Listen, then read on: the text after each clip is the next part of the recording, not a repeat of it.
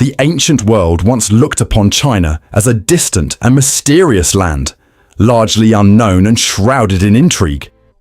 Through the Silk Road, however, a bridge was formed between civilizations, revealing glimpses of a region believed to possess immense wealth and formidable strength. While many great civilizations of the past rose and ultimately collapsed, China followed a different path. Dynasty after dynasty, emperor after emperor, it continued to evolve and expand over thousands of years. From building the longest man-made structure on Earth to enduring some of the largest and deadliest conflicts. In human history, China steadily transformed into the global superpower recognized today. Spanning roughly 5,000 years, China stands as the longest continuous civilization known, surviving through ancient times, the medieval period, and into the modern era. Yet one question lingers: can this enduring legacy continue? To truly grasp the story of this remarkable civilization, we must go back to where it all began. In the earlier stages of Chinese civilization, settlements were primarily established along the Yellow River Basin in the north and the Yangtze River in the south. Life unfolded on fertile floodplains, where communities relied heavily on agriculture, cultivating crops such as millet and rice. Although farming conditions were generally favorable, a persistent and devastating problem loomed overhead. The Yellow River, notorious for its unpredictable flooding, repeatedly destroyed homes, swept away harvests, and displaced entire populations. What should have been a life-sustaining environment often turned hostile and unforgiving. According to legend likely rooted in myth, a man known as Yu the Engineer was assigned the monumental task of controlling these destructive waters. He understood the danger all too well, as his own father, Gun, had previously attempted to manage the floods. After dedicating 10 years to constructing dams and dikes, Gun ultimately failed, as the relentless river overwhelmed every barrier placed before it. Undeterred by his father's shortcomings, Yu pressed forward with unwavering determination. Seeking assistance, he enlisted Hao Yi, a semi-mythical figure credited with introducing millet cultivation. Together, they devised a new strategy. Instead of resisting the water, they redirected it, constructing an extensive canal system that guided excess floodwaters into the sea while conserving some for irrigation. With this innovative solution, the long-standing flooding crisis was finally brought under control. As a result of this achievement, Yu was elevated to the position of ruler. This marked the beginning of the Xia dynasty, the foundation of China's dynastic tradition. Under Yu's leadership, the land prospered. Society remained largely agricultural, but advancements emerged, including the development of stone farming tools and the creation of a lunar calendar. To maintain order, the territory was divided into 9 provinces. Each region was governed by a local lord, yet all were expected to remain loyal to Yu's central authority. As time passed and Yu approached the end of his life, the question of succession arose. Rather than appointing his son Qi, Yu initially intended for his Minister of Justice, Gao Yao, to take over leadership. However, Gao Yao's untimely death forced a change in plans, and a tribal leader named Yi was selected instead. This decision, however, was not well received. The provincial lords, having grown deeply loyal to Yu, insisted that his son Qi inherit the throne. Eventually, their demands prevailed. With Qi's rise to power, a significant shift occurred. Leadership was no longer determined by merit, but by bloodline. This hereditary system would define Chinese rule for thousands of years. By the 16th century BCE, the Xia dynasty reached its downfall. Its final ruler, Jai, descended from Yu, was infamous for his cruelty and excess.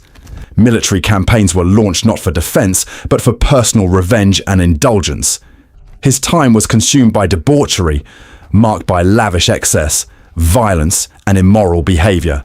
Perhaps blinded by his own excesses, Ji failed to recognize the growing unrest within his kingdom. At the time, a key belief shaped Chinese political thought: the mandate of heaven. This doctrine held that divine authority granted rulers their power, but it could just as easily be revoked if they proved unjust or corrupt. It seemed clear that heaven had turned against Jai. As China entered the Bronze Age, a new and powerful force began to rise armed with advanced bronze weaponry. This emerging group rebelled against the Xia and ultimately overthrew them, establishing what would become known as the Shang Dynasty. Unlike their predecessors, the Shang Dynasty left behind written records, giving them a lasting historical presence that the Xia lack, through oracle bone inscriptions carved onto animal bones and turtle shells. Early forms of Chinese writing were preserved. Over 3,000 characters from this period have been identified, many resembling or directly influencing modern Chinese script. Thanks to these archaeological discoveries, a detailed understanding of Shang society has been uncovered. The Shang people were highly mobile, often embarking on expeditions to distant regions and coastal areas. Upon returning, they brought seashells, which functioned as a form of currency within their economy. Their society operated under a rigid feudal system. Wealth and privilege were concentrated among the nobility, while peasants and farmers endured harsh and limited lives. Despite their struggles, the lower classes lacked the power to challenge the authority of the military and ruling elite. Religion played a central role in Shang culture. High priests wielded significant influence, particularly regarding rituals tied to death and the afterlife. Elaborate burial practices were established to ensure both earthly protection and spiritual security. Among these practices were human sacrifices, performed in hopes of securing favorable weather or good fortune. In some cases, slaves were buried, alive alongside their masters, intended to continue serving them in the afterlife. The Shang dynasty maintained a powerful military and labor force, enabling them to expand their territory and construct fortified cities. However, their reign was far from peaceful. Frequent conflicts, both internal and external, forced them to relocate their capital multiple times. Their expertise in crafting bronze, weapons and developing chariots gave them a decisive advantage in warfare, allowing them to maintain control for nearly 600 years, yet history repeated itself. The final Shang ruler, Di Xin, fell into a lifestyle strikingly similar to that of Ji. Consumed by indulgence, he engaged in excessive partying, cruelty, and unchecked tyranny. Attempts by his own family to intervene were met with brutal consequences. Some were imprisoned, and according to legend, he even ordered the execution of his uncle in a particularly gruesome manner. In 1046 BCE, the Zhou, a vassal state from the Wei Valley, rose in rebellion. At the Battle of Muye, they challenged the Shang's authority. The people of China, burdened by oppression, largely supported the Zhou. Many slaves forced to fight for the Shang defected mid-battle, turning against their own rulers. The result was catastrophic for the Shang. The battlefield was drenched in blood, with tens of thousands of Zhou soldiers and hundreds of thousands from the Shang side losing their lives. And after the crushing defeat, Di Xin retreated to his palace. Surrounded by his wealth, he set the structure ablaze, ending his life within the flames. With their victory secured, the Zhou declared that they had inherited the mandate of heaven, a belief that would continue to shape Chinese governance for generations to come. Lasting longer than any other ruling house in China's history, the Zhou dynasty stretched across an impressive 789 years, from 1046 BCE until 256 BCE. Within those many centuries, events unfolded that would not only shape China itself, but also leave a lasting imprint on the wider world. This era became widely recognized as a time defined by transformation and innovation. Agriculture was revolutionized as extensive irrigation systems were introduced, dramatically improving productivity. Meanwhile, a vast network of canals came into existence, making it possible to transport goods across distances that had once seemed unimaginable. At the same time, horseback riding emerged as the dominant method of both travel and warfare. Beyond China's borders, knowledge of silk production began spreading toward Europe. Internally, A major technological leap occurred as the Chinese transitioned from bronze to iron.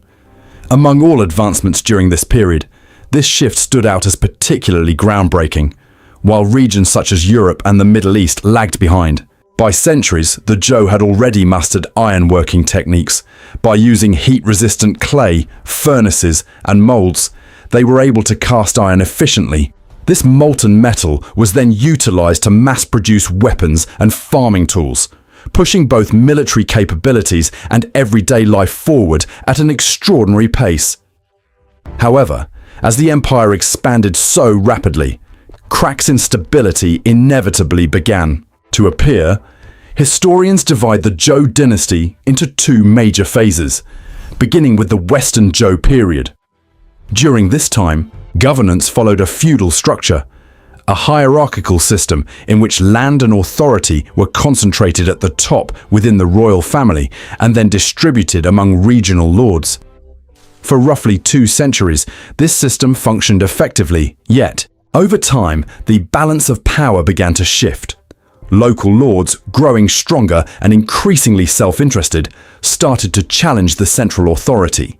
Eventually, rebellion broke out and the capital city of Haojing was attacked. Mirroring patterns seen in earlier dynasties, the Zhou were forced to abandon their capital and relocate to Luoyang. Though the dynasty technically remained in power, real control had effectively slipped into the hands of the vassal states. This turning point marked the beginning of the Eastern Zhou period in 771 BCE. Out of this era emerged some of the most influential philosophical traditions in Chinese history: Confucianism, legalism, and Taoism. Among these, Confucius, also known as Master Kong, became the most celebrated thinker. His teachings focused on building a society grounded in respect, justice, and a shared commitment to peace. Born as Kongqiu in the state of Lu, Confucius faced hardship early in life. His father, a military commander named Kong He, died when he was just 3 years old, leaving his mother to raise him in poverty. Despite these struggles, he dedicated himself to learning and attended a school open to commoners, where he studied literature, history, and music. By the age of 19, he had married and started a family. Tragically, his mother passed away only 4 years later, at around 40 years old. Deeply affected, Confucius is said to have mourned her death. For 3 years, to provide her with a proper burial, he took on various low-ranking government jobs, including bookkeeping and livestock management. Over time, his knowledge and character earned him a strong reputation among the ruling elite. Eventually, he was appointed Minister of Criminal Matters by the 3 powerful ducal families governing the state of Lu. Confucius believed that humans were inherently good by nature. His philosophy centered on restoring moral order in a society he viewed as deeply corrupted. Through proper relationships and ethical behavior, he sought to rebuild China's moral foundation. Considering the chaos of earlier rulers marked by warfare, indulgence, brutal punishments, and horrific practices, it is easy to understand why he became disillusioned with society's decline. To address this, Confucius developed a structured social hierarchy, encouraging individuals to recognize and fulfill their roles. This framework, known as the 5 bonds, outlined key relationships necessary for harmony: ruler and subject, husband and wife, father and son, elder and younger brother, and friend to friend. Respect for elders was emphasized as a cornerstone of stability. Acceptance of one's place within the hierarchy was seen as essential for maintaining order. At the heart of these relationships lay the family unit. Its influence extended beyond the household into society at large, a concept still deeply rooted in modern China. The principle of filial piety defined mutual obligations. Parents were expected to provide care, protection, and education, while children were responsible for showing respect, offering support, and preserving family honor. When families upheld strong moral values, those values were believed to spread outward, strengthening society as a whole. To Confucius, China itself functioned like one large extended family. In his vision, The government should act like parents serving and caring for the people, while Confucianism promoted harmony through kindness and moral virtue. An opposing ideology was simultaneously taking shape: legalism. In contrast, legalism argued that people are naturally selfish and require strict laws and harsh punishments to maintain order. This philosophy was developed from the ideas of Han Feizi, who believed that discipline and control were essential for a stable society. According to legalist thought, a good citizen was one who submitted to authority without resistance. During the Zhou period, legalism gained significant influence, rivaling Confucianism. Alongside these, Taoism emerged as the third major philosophical tradition. It emphasized living in harmony with the natural world and aligning oneself with the flow of the universe. Rather than forcing outcomes, Taoism encouraged individuals to follow the natural course of things. The well-known yin and yang symbol reflects this belief in balance between opposing forces. Unlike Confucianism and legalism, which prescribe structured behaviors, Taoism embraced simplicity and non-action, often described as going with the flow. All three philosophies left a profound and lasting legacy, continuing to influence Chinese culture and governance even today. Indeed, they represent one of the most significant contributions of the Zhou dynasty. Because of this flourishing of ideas, the period is often referred to as the 100 Schools of Thought. At the same time, political fragmentation was intensifying. Various states within the Zhou realm began asserting independence. Former dukes elevated themselves to kings, claiming equal status with the Zhou ruler. This turbulent era became known as the Warring States period, a time marked by relentless conflict among 7 major states: Qin, Han, Yan, Wei, Chu, and Qi. Amid this chaos, the famous military strategist Sun Tzu authored The Art of War, the earliest known work on warfare and military strategy. The text explored a wide range of ideas, from tactical decision-making to adaptability in unpredictable situations. Given the constant warfare of the time, it is hardly surprising that such a work emerged during this period. Warfare itself underwent a transformation. Battles became increasingly complex, with generals relying on strategy, deception, and careful planning to secure victory. Armies grew larger, and young men as young as 15 were conscripted into service. Conflicts, which had once been brief, now stretched on for months or even years. Among all competing states, one rose above the rest: the Qin, led by Yingzheng, later known as Qin Shi Huang, or First Emperor of Qin. This state developed unmatched strength. Located in a harsh and dangerous region, the Qin had long relied on military power for survival. They adopted advanced weaponry, including iron swords and crossbows, giving them a decisive advantage. The first state to fall to Qin expansion was Han, positioned at the center of China. It was especially vulnerable, surrounded by enemies on all sides and lacking the strength to defend itself effectively. Where cooperation and shared interest had once provided protection, the Warring States era shifted everything into a ruthless survival game, each state now fending for itself. With speed and precision, Yingzheng and his forces advanced, overwhelming Han territory and compelling Qing An to surrender in less than a year, yet stronger adversaries still stood ahead. Zhao became the next objective in Yingzheng's campaign. This was far from their first encounter. Only a few decades earlier, both sides had clashed in the Battle of Changping, one of the deadliest confrontations in recorded history. Estimates suggest that around 450,000 Zhao soldiers perished, alongside roughly 250,000 Qin troops. As a result of that crushing defeat, Zhao remained weakened. So when Yingzheng pushed his army across their borders, he intended to finish what had been left unfinished. Despite their decline, Zhao still possessed one major advantage: a brilliant general named Li Mu. Known for his cunning strategies and ability to deceive massive enemy forces, Li Mu had earned a formidable reputation through countless victories.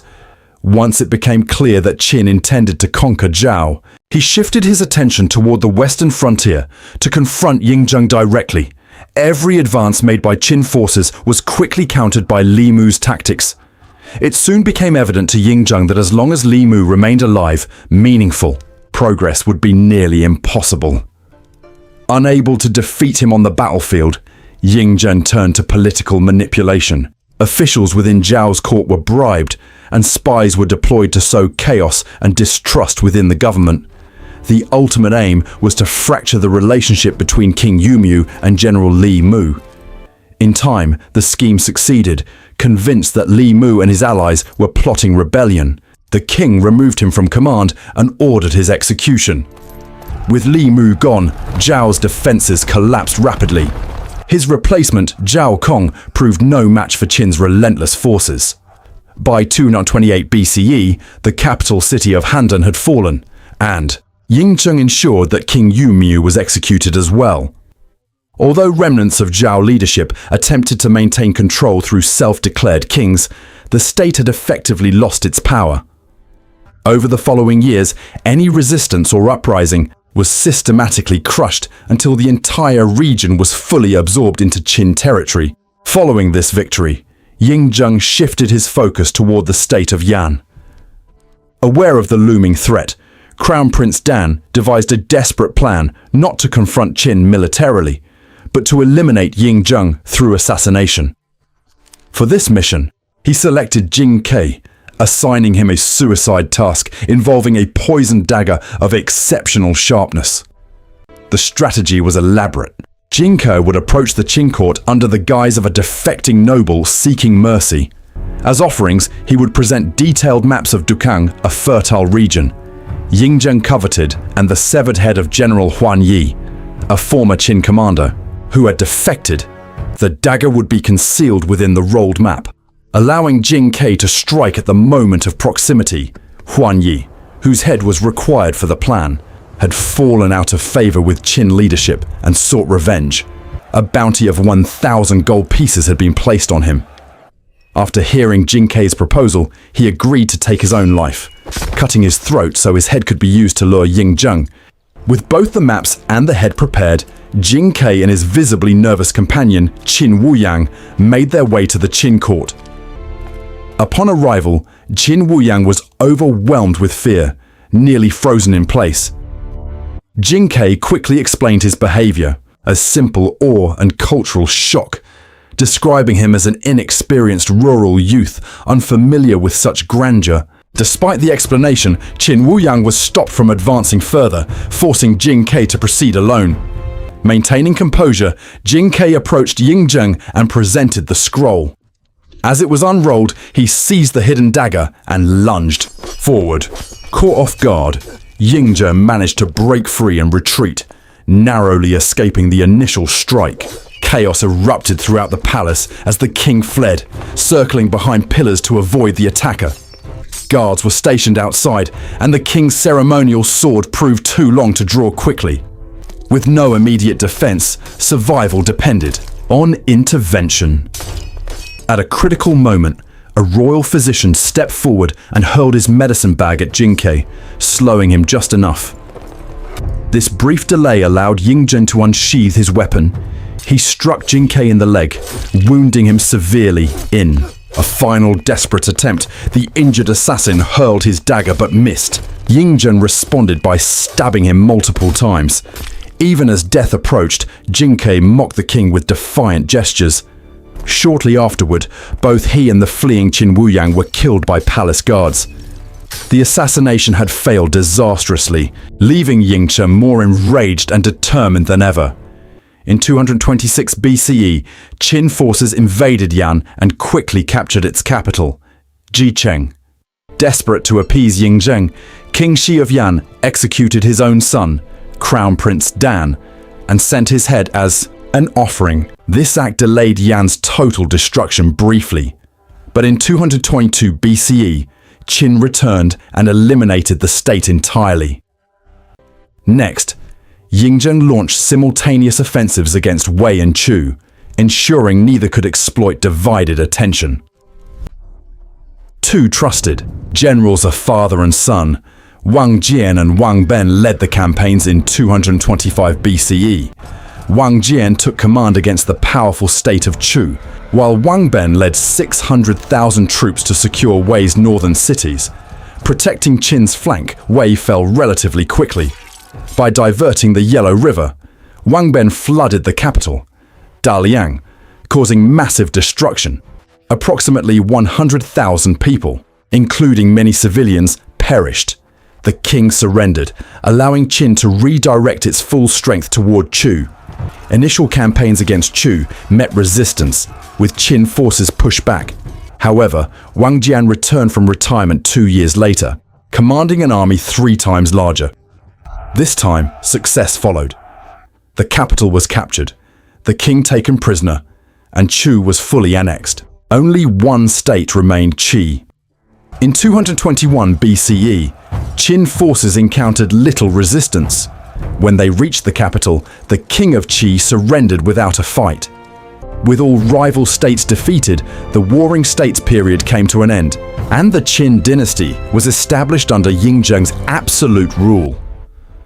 Although the Qin demonstrated extraordinary strength during the Warring States era, leading Yingzheng to boldly claim his dynasty would endure for 10,000 generations, it proved to be short-lived, lasting only about 15 years.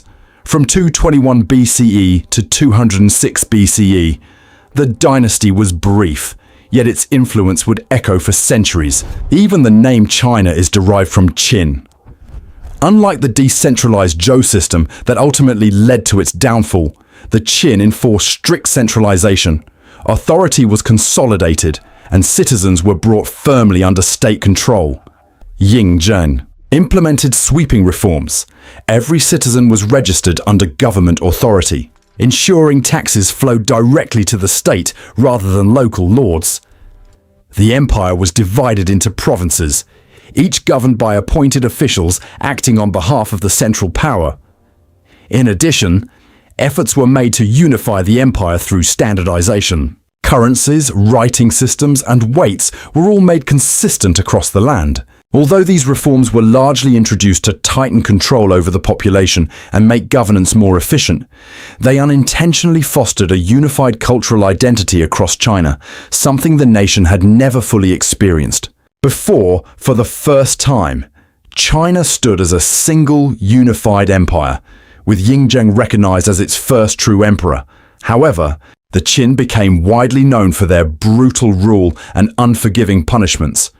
Rooted in legalist ideology, they held the belief that human nature was inherently corrupt. To maintain order, they relied heavily on fear, enforcing harsh penalties to deter disobedience and preserve stability.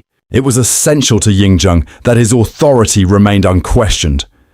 Every individual across the empire needed to recognize that absolute power rested solely in his hands. Even officials and soldiers were not exempt from strict discipline. Collective punishment was imposed, meaning entire groups were held responsible for the failures of a single individual. If one worker neglected his duty, the consequences were shared by all. Life for peasants during the Qin era, and ancient China more broadly, was physically demanding and exhausting. Most spent long hours engaged in either farming or silk production, enduring constant labor with little relief. To escape the pressures of daily work, entertainment became an important outlet. Performances such as theatre and dance were widely enjoyed, while activities like kuju, a game resembling hacky sack and originally used for military training, offered a form of recreation society under. The Qin was strongly patriarchal, and women faced particularly difficult conditions. Their roles were largely confined to the household, where they were expected to care for children and manage domestic responsibilities. In matters such as marriage, property ownership, and community decisions, their influence was minimal or non-existent. Among the peasant class, resentment toward the emperor was common. His reliance on legalist principles and severe punishments made him deeply unpopular. Yet internal dissatisfaction was not the only threat Yingzheng faced. Along the northern borders, nomadic tribes, especially the Xiongnu, believed to be ancestors of the Huns, posed a constant danger. Mounted warriors launched repeated raids, attacking frontier regions and exposing the vulnerability of Qin defenses. These persistent incursions made it clear that stronger fortifications were urgently needed. In response, one of the most ambitious construction projects in Qin history was undertaken: the building of a Great Wall. This structure, however, was not identical to the Great Wall seen today. Though remnants of it still survive, earlier sections had already existed, dating back to the 5th century BCE.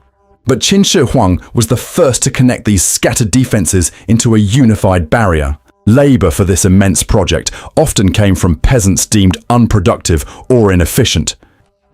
Transporting building materials over long distances proved difficult, so construction relied on locally available resources. In mountainous regions, stone was used, while in flatter plains, rammed earth became the primary material. Although the Qin did not consider the wall a permanent solution, its construction laid the foundation for future expansions, eventually leading to the iconic Great Wall known today.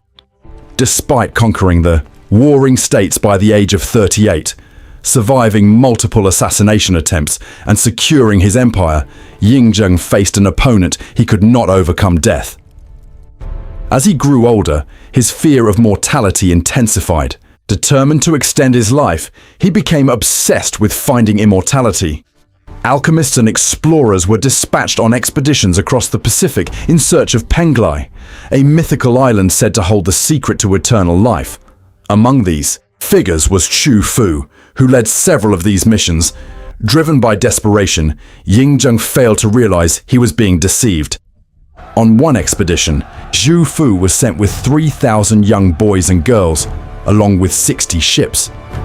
Unsurprisingly, the journey yielded no results, as the island did not exist. Upon returning, Xu Fu and his crew claimed that their path had been blocked by a monstrous sea creature. To overcome this obstacle, he requested archers for a future expedition.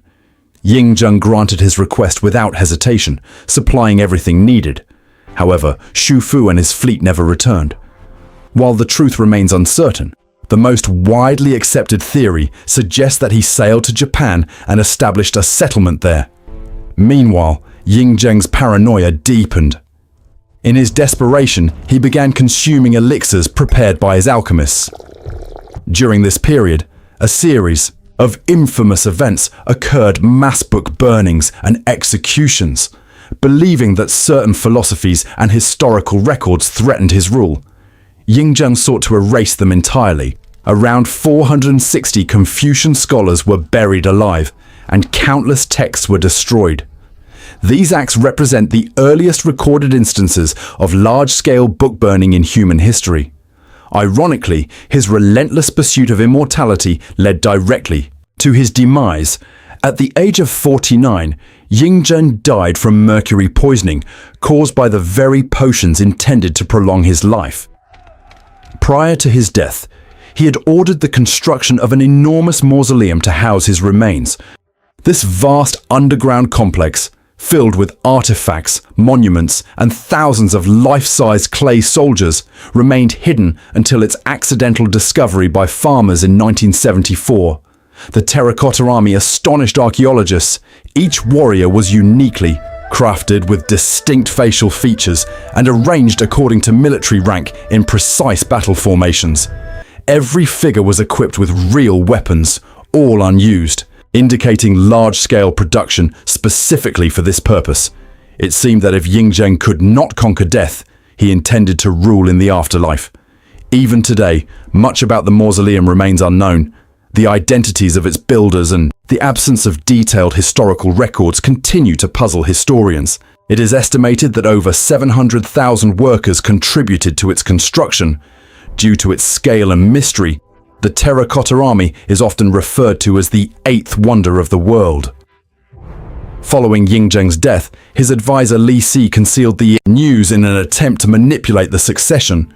His goal was to prevent the emperor's eldest son, Fusu, from gaining power. Fusu's alliances with influential military figures posed a direct threat to Li Si's position. To carry out his plan, Li Si transported the emperor's body back to the capital. While disguising the smell of decay with carts of rotting fish, he then forged an imperial decree, ordering Fusu and a loyal general to take their own lives. The deception worked. With both rivals eliminated, another son ascended the throne, Qin Shi. Unlike his father, Qin Shi proved incompetent and indulgent. His leadership lacked strength, and instability quickly spread. Eventually, suspicion fell upon Li Si himself.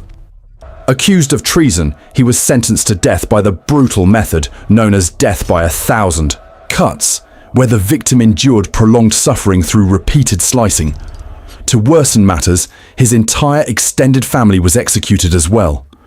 With the empire weakened, widespread revolts erupted across the land.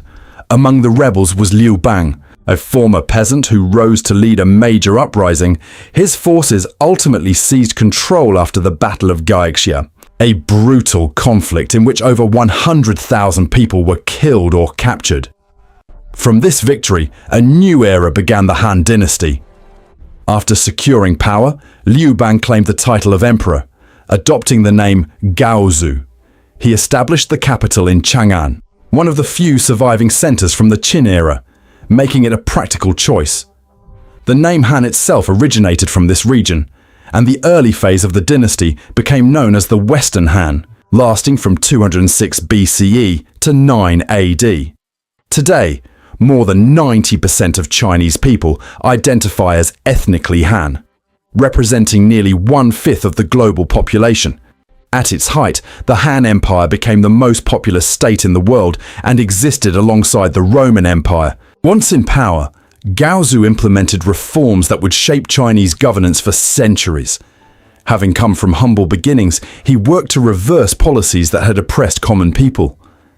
Taxes were significantly reduced, particularly in regions devastated by war, and many slaves were granted their freedom. Confucianism was reinstated as the dominant philosophical doctrine and introduced once again through the state's Imperial Academy. Instead of fear-driven control, society was now rebuilt around loyalty to family and moral virtue.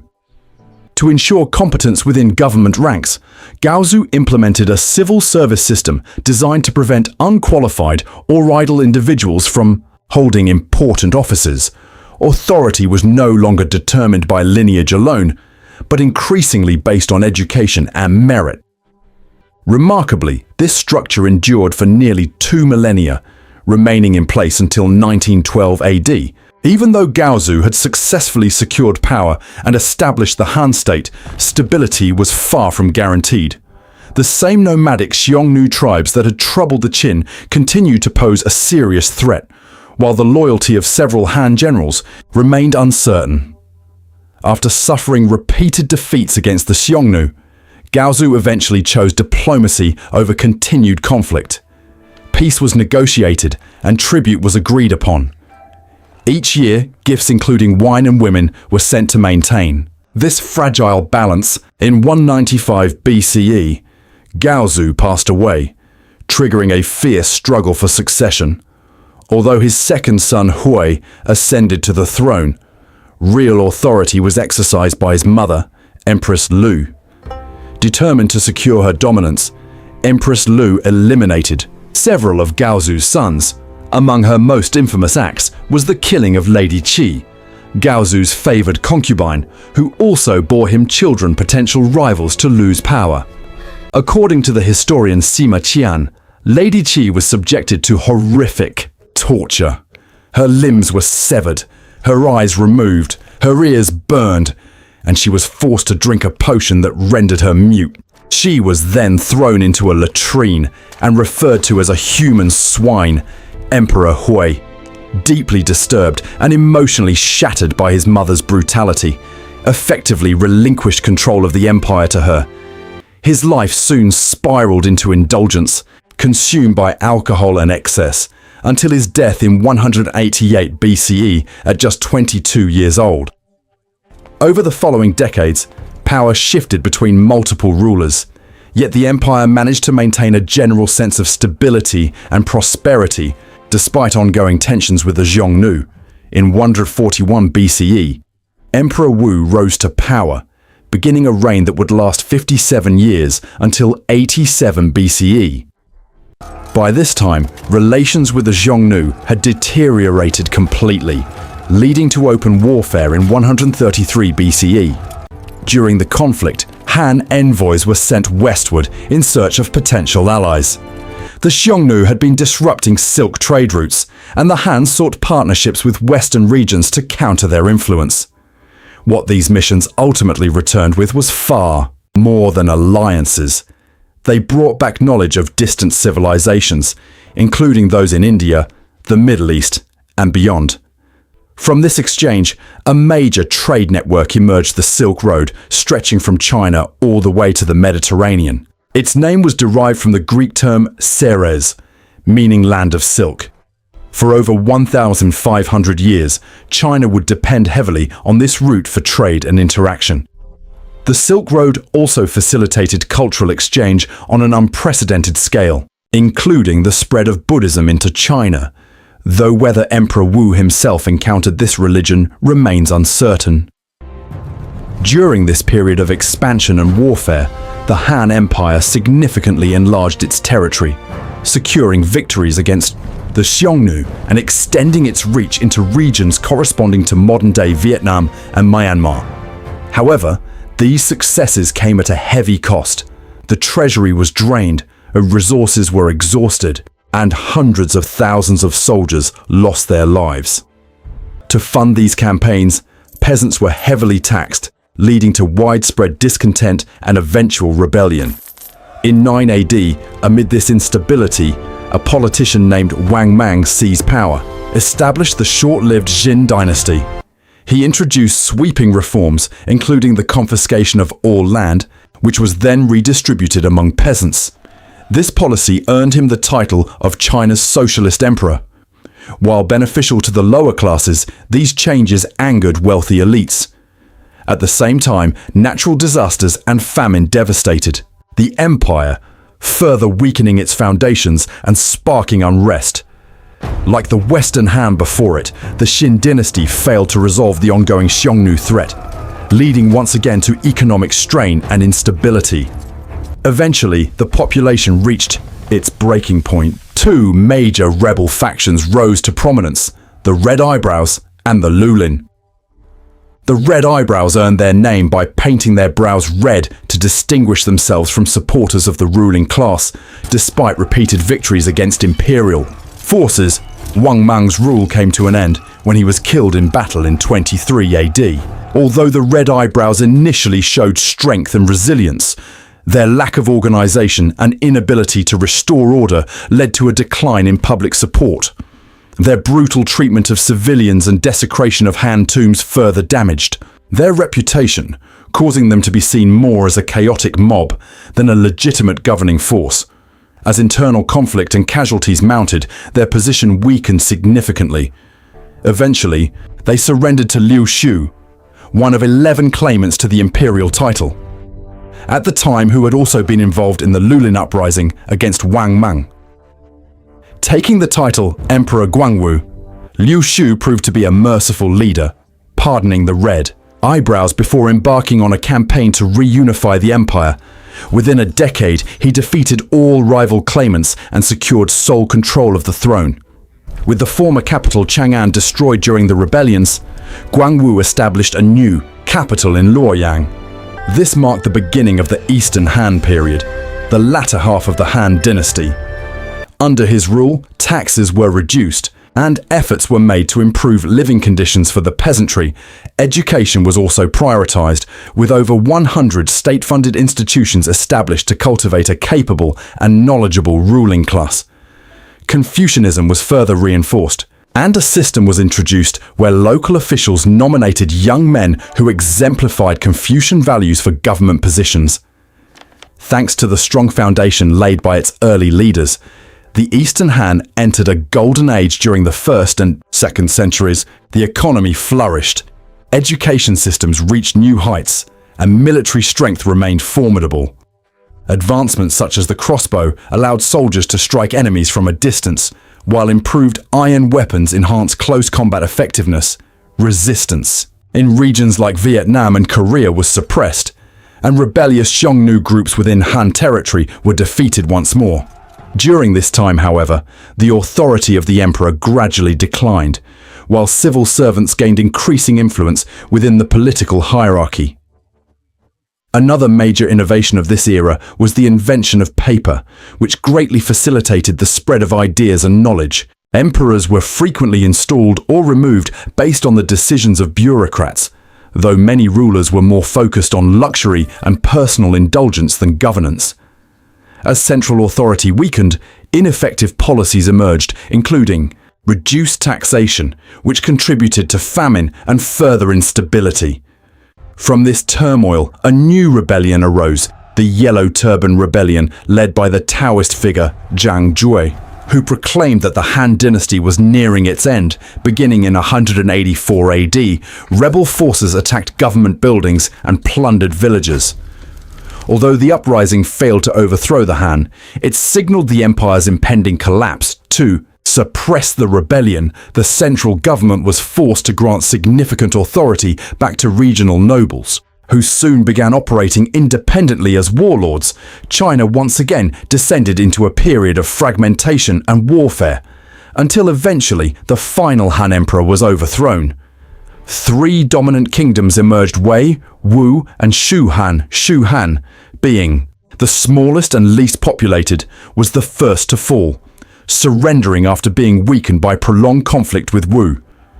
Despite its territorial advantage, Wei was next to collapse, overtaken unexpectedly by the rising Jin clan. The Jin then defeated Wu in 280 AD, reunifying China under a new dynasty. Emperor Wu of Jin became the first ruler of this new era, but his legacy was marked by excess and indulgence. Rather than focusing on governance, he devoted himself to feasting and maintaining a vast harem. In 281 AD, thousands of women from the conquered Wu palace were brought to his court in Luoyang. Overwhelmed by choice, Emperor Wu devised an unusual method. He would travel in a goat-drawn cart, and wherever the animal stopped, he would spend the night with the woman nearby. In response, some women placed bamboo leaves and salt outside their rooms to attract the goats. This routine became a daily practice for years, reflecting the emperor's obsession. He even went so far as to ban marriages temporarily, ensuring access to any woman he desired. After his death in 290 AD, the Jin dynasty was plunged into chaos during the War of the Eight Princes. Various factions competed for power, even seeking support from nomadic tribes such as the Xiongnu to strengthen their positions. Instead of working in their favor, the decision ultimately turned against the Jin, as the nomadic groups they had relied upon revolted and seized control of the northern territories of the empire. In response to this loss, the Jin court relocated its capital southward to Jiankang. What followed was a prolonged era marked by constant turnover in leadership, both in the northern regions, controlled by so-called barbarian regimes, and in the southern Jin state. Instability dominated both halves of the land until, in 581, the Sui dynasty rose to power, and by 589, the empire was unified once again. Although the Sui dynasty existed only briefly, its historical impact proved to be highly significant. One of its major achievements was the restoration of Han Chinese rule, along with efforts to culturally integrate the various non-Han groups that had migrated into China. During this period, both Confucianism and Buddhism were actively promoted, partly influenced by Emperor Wen of Sui, who had been raised under the guidance of a Buddhist nun, yet ruling during this time was no easy task. To the north, across the central steppes, the Turks were gaining strength and emerging as a powerful force, limiting the Sui's ability to expand. While stability was briefly maintained, it soon unraveled.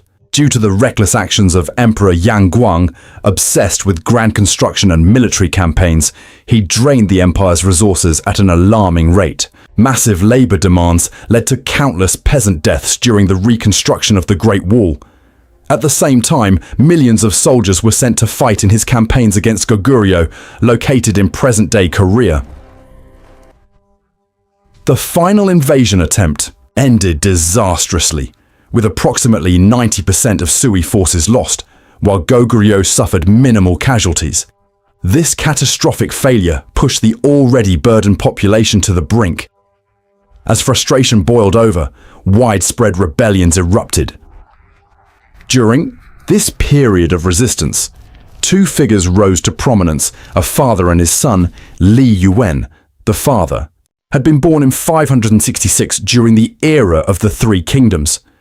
Though he possessed strong familial ties to the ruling elite, those connections did little to ease his circumstances under Yang Guang's oppressive rule. The emperor's cruelty and tyranny offered Li Yuan no real support. In contrast, his son Li Shimin proved to be a bold and capable military leader. He successfully repelled the Turks multiple times, often using clever deception such as displaying an overwhelming number of flags and drums to create the illusion of a much larger army. Initially, both father and son remained loyal to the Sui. However, as the empire's decline became undeniable, their loyalty began to waver. Li Yuan, cautious and fearful, hesitated to rebel due to the risk it posed to his family, especially given their close ties to the throne. If rebellion were discovered, execution would have been inevitable for his loved ones, including his daughter Pingyang Li Shimin. However, argued that danger was already unavoidable. With Yang Guang executing generals who failed to suppress uprisings, Li Yuan himself was likely next. Faced with certain death, Li Yuan finally chose to act. He spread rumors that the emperor was planning yet another invasion of Goguryeo, an idea that enraged the already exhausted population. Having suffered heavily in previous campaigns, the peasants refused to support another futile war. This discontent allowed Li Yuan and Li Shimin to rally significant support and build a growing rebel force. After ensuring his family's safety through secret messages urging them to flee the capital, Li Yuan launched his campaign to seize Chang'an. At the time, the situation remained uncertain. Numerous rival rebel factions existed, and the Turks continued to pose a threat from the north. Despite Li Yuan's hesitation, Li Shimin once again persuaded him to take decisive action against both rival groups and external enemies. Their army grew rapidly, and the Li family eventually reunited. In an unexpected development, Pingyang had independently raised her own rebel force, an army of 70,000 strong. With combined strength, the rebels launched a decisive attack on the capital and successfully seized power from Emperor Yang Guang's grandson. Meanwhile, the emperor himself, far away in eastern China, could not escape his fate. He was assassinated by his own officials, bringing a definitive end to the Sui dynasty in 618. Although brief, the Sui era had paved the way for a new chapter in Chinese history, one that would soon be defined by prosperity. The Tang Dynasty, which followed, is widely regarded as one of the greatest periods in Chinese history. During this time, the empire enjoyed stability, population growth from 50 to 80 million, and remarkable advances in science and culture. So influential was this era that even today, Chinese communities abroad are referred to as Tang people, and their neighborhoods are called Tang Renjie, meaning Street of the Tang people. However, the early days of the Tang were far from peaceful. Although Li Yuan had overthrown the Sui, threats still surrounded his new rule. To the east, rival dynasties emerged, while the Turks remained a constant danger in the north. Taking advantage of the ongoing chaos, Turkic forces gradually advanced deeper into Chinese territory. Li Yuan declared himself emperor of the Tang dynasty, appointing Li Shimin as prime minister. His eldest son, Li Jiancheng, was named crown prince, despite lacking the same military achievements as Li Shimin, a decision that sparked tension. Feeling overshadowed, Li Jiancheng grew increasingly uneasy. Alongside his brother Li Yuanji, he began preparing a private army to overthrow Li Shimin. Yuanji supported this plot, hoping to secure the position of crown prince once Jiancheng became emperor. Unfortunately for them, the conspiracy was quickly uncovered. Li Shimin received intelligence from his loyal soldiers, and Li Jiancheng's plan was exposed. As a result, he was placed under house arrest by their father. This led one of Li Jiancheng's allies to openly rebel. Li Shimin was ordered to suppress the rebellion and was promised the title of Crown Prince upon his return. The mission proved swift and successful, as the rebel leader was killed ironically by his own followers in the presence of Imperial forces. Meanwhile, back in the capital, Li Yuan began to soften his stance toward Li Jiancheng. Thanks to his close relationships with the emperor's concubines, Li Jiancheng was able to influence their opinions. They persuaded Li Yuan to forgive him, emphasizing the importance of unity within the family. When Li Shimin returned, he was stunned to learn that Li Jiancheng retained his position as crown prince. However, there was little time to dwell on this. As a new threat emerged, the Turks had advanced to the outskirts of Chang'an. 2 years earlier, Li Shimin had negotiated a treaty involving regular payments to keep them at bay. Now, as tensions escalated, he personally confronted the Khagan, leader of the Turks. In a bold move, Li Shimin challenged him to a duel if the previous agreement was no longer acceptable. Uncertain of Li Shimin's intentions, the Khagan withdrew temporarily. Positioning his forces strategically nearby, Li Shimin later sent a message outlining his tactical advantage. Noting that recent rainfall would have weakened the Turks' composite bows. Recognizing the disadvantage, the Khagan agreed to renew the peace treaty, and conflict was avoided entirely. This display of intelligence and confidence further solidified Li Shimin's reputation as the empire's most capable leader. As a result, Li Jiancheng became even more desperate to eliminate him. In an attempt to do so, he hosted a banquet and secretly poisoned Li Shimin's wine. Severely ill, Li Shimin barely survived after a night of violent sickness, unable to endure. The ongoing conflict between his sons, Li Yuan proposed dividing the empire into 2 regions. Li Shimin was assigned control of the eastern half, a decision he strongly opposed but one that could not be changed. Meanwhile, Li Jiancheng and Li Yuanji continued plotting his death. Despite pressure from his advisors to strike first, Li Shimin hesitated to act against his own family. That hesitation nearly cost him everything. When the Turks launched another invasion in 626, Li Jiancheng and Li Yuanji saw an opportunity. Yuanji requested command of the army, and although Li Yuan initially hesitated, he ultimately agreed. During preparations, Yuanji managed to win over many of Li Shimin's supporters, weakening his position. Those who once encouraged Li Shimin to act now prioritized their own survival. Confident in their advantage, the brothers planned to kill Li Shimin and force their father to abdicate. Shortly thereafter, however, both were summoned to court. Li Shimin had sent accusations to the emperor, claiming that his brothers had been involved with imperial concubines, while Yuanji suggested avoiding the summons by feigning illness. Li Jiancheng insisted they attend and attempt to resolve the situation. What followed would later be known as the Xuanwu Gate incident. As they approached the Shenwu Gate, the entrance leading into the palace city of Chang'an, an uneasy feeling crept over them. Something was clearly off. Almost instantly, they realized they had walked straight into a carefully planned coup. Attempting to retreat, they quickly turned back, but it was already too late. Riding forward with speed, Li Shimin burst through the gate and called out to them. In response, Li Yuanji reached for his bow. Yet his reaction came too slowly compared to Li Shimin's swift movements. Without hesitation, Li Shimin drew his weapon and released an arrow that struck Li Jiancheng directly, killing him on the spot.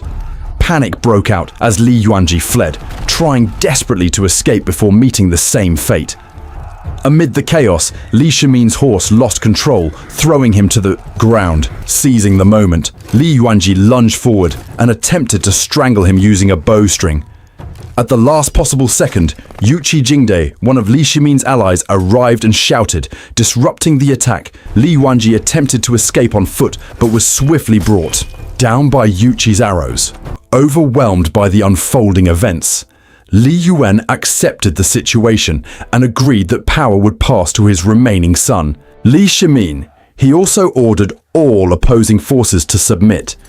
To prevent further instability, the male heirs of both Li Jiancheng and Li Yuanji were executed shortly thereafter. The conflict that had been ignited by the brothers ultimately consumed them and cost their entire family dearly. Li Yuan stepped back into a ceremonial role, while Li Shimin ascended the throne as emperor. There was little time for celebration, however. The Turks had not paused their advance, and their forces were already nearing the outskirts of Chang'an. Rather than engaging in direct combat, Li Shimin chose diplomacy once again. He believed that the internal cruelty and selfishness of the Khagan would eventually fracture the Turkic alliance from within, making future confrontation easier given the Tang Dynasty's vulnerable position. A head-on clash was avoided. Instead, Li Shimin renegotiated peace terms and agreed to continue paying tribute for the time being. Meanwhile, his attention turned inward. He worked to establish trust and encourage open dialogue within his court, selecting advisors based on intelligence and ability rather than loyalty alone. Even those who had previously supported his brothers were welcomed, provided their service benefited the empire. Honest criticism was encouraged, and officials were urged to speak freely. Together, they focused on strengthening internal conditions before considering any external campaigns. Under Li Shimin, now known as Emperor Taizong, the empire entered a period of remarkable prosperity. He is widely regarded as one of the greatest emperors in Chinese history. During his reign, China arguably stood as the wealthiest and most powerful nation in the world.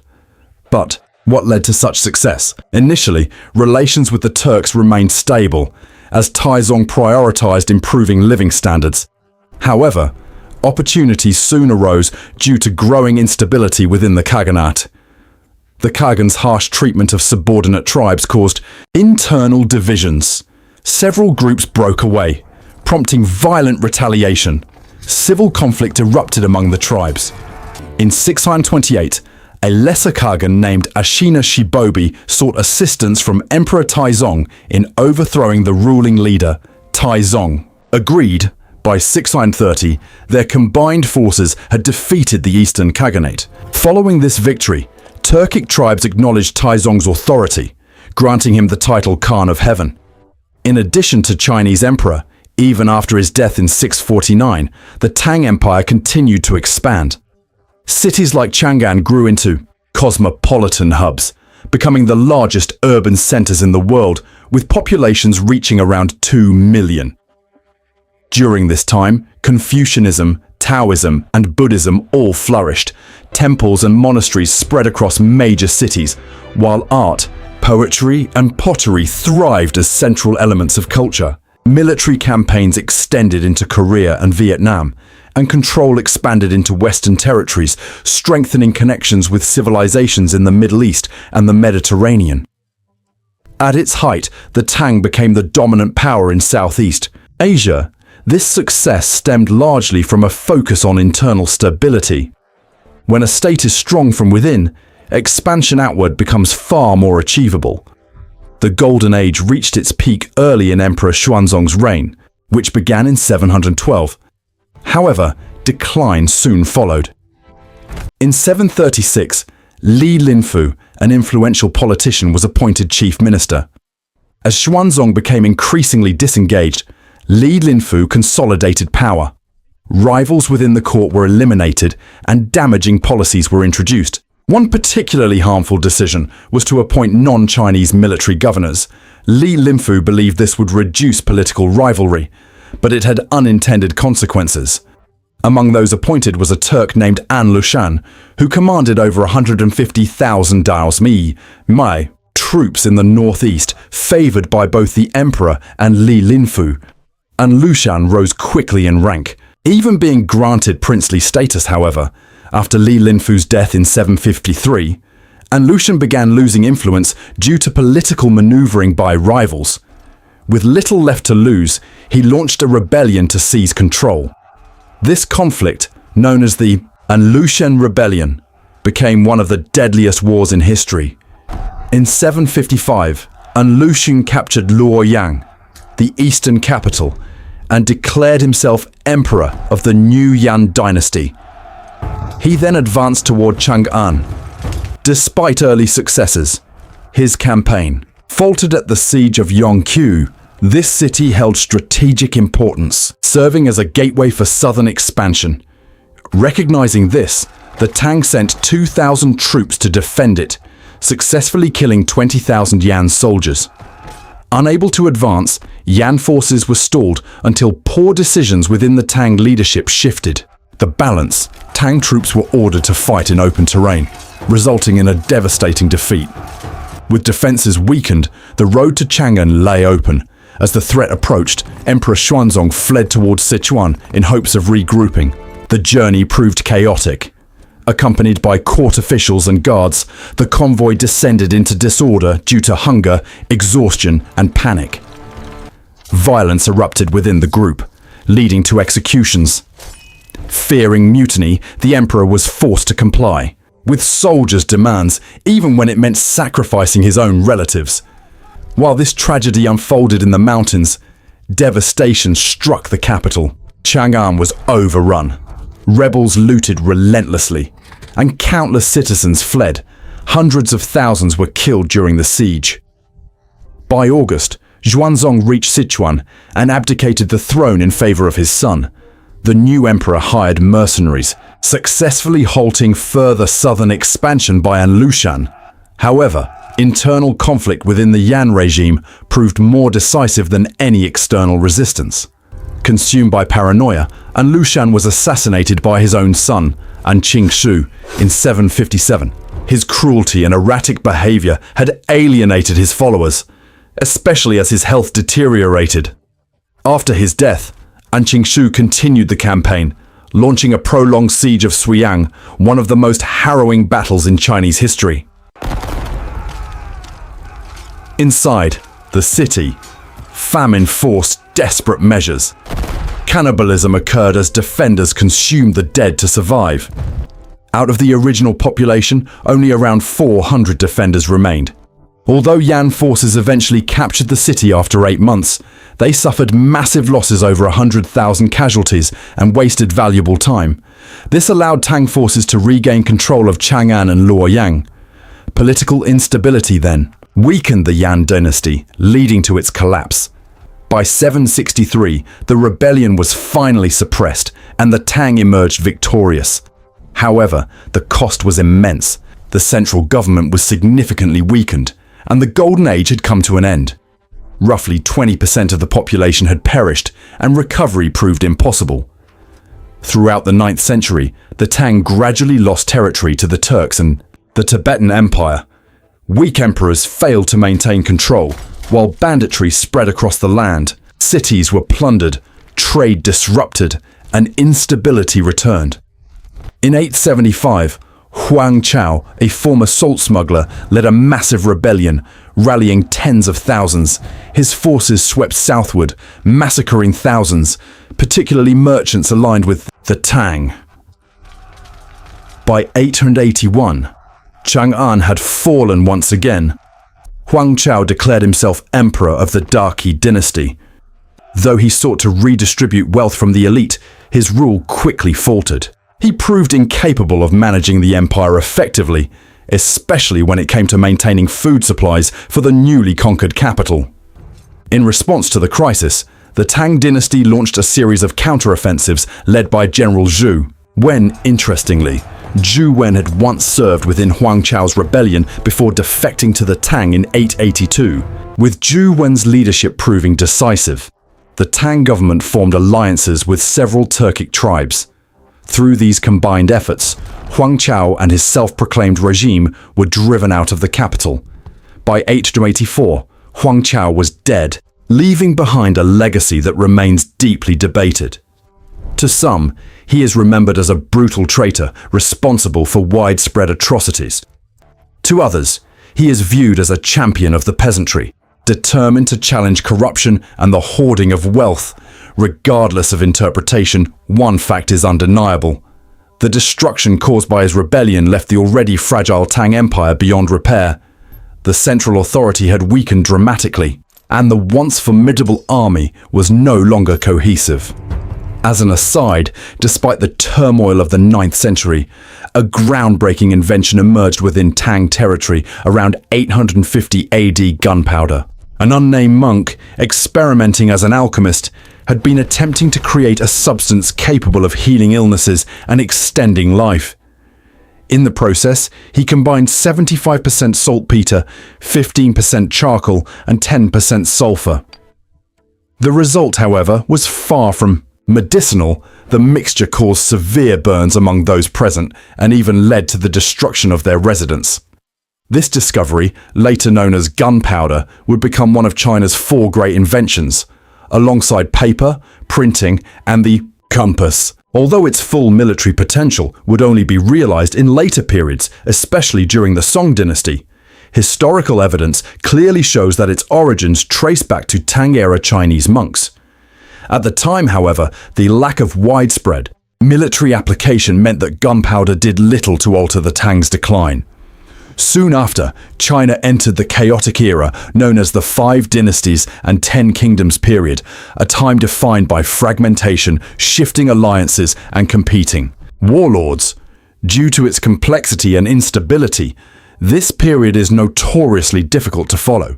Assassinations were frequent, alliances formed and dissolved rapidly, and factions continuously splintered, echoing the chaos of the earlier Warring States period. The name itself reflects the structure of power. 5 major dynasties ruled in northern China, while 10 independent states existed in the south and west. Although these southern and western states maintained relative stability, they lacked the broader significance of the northern dynasties.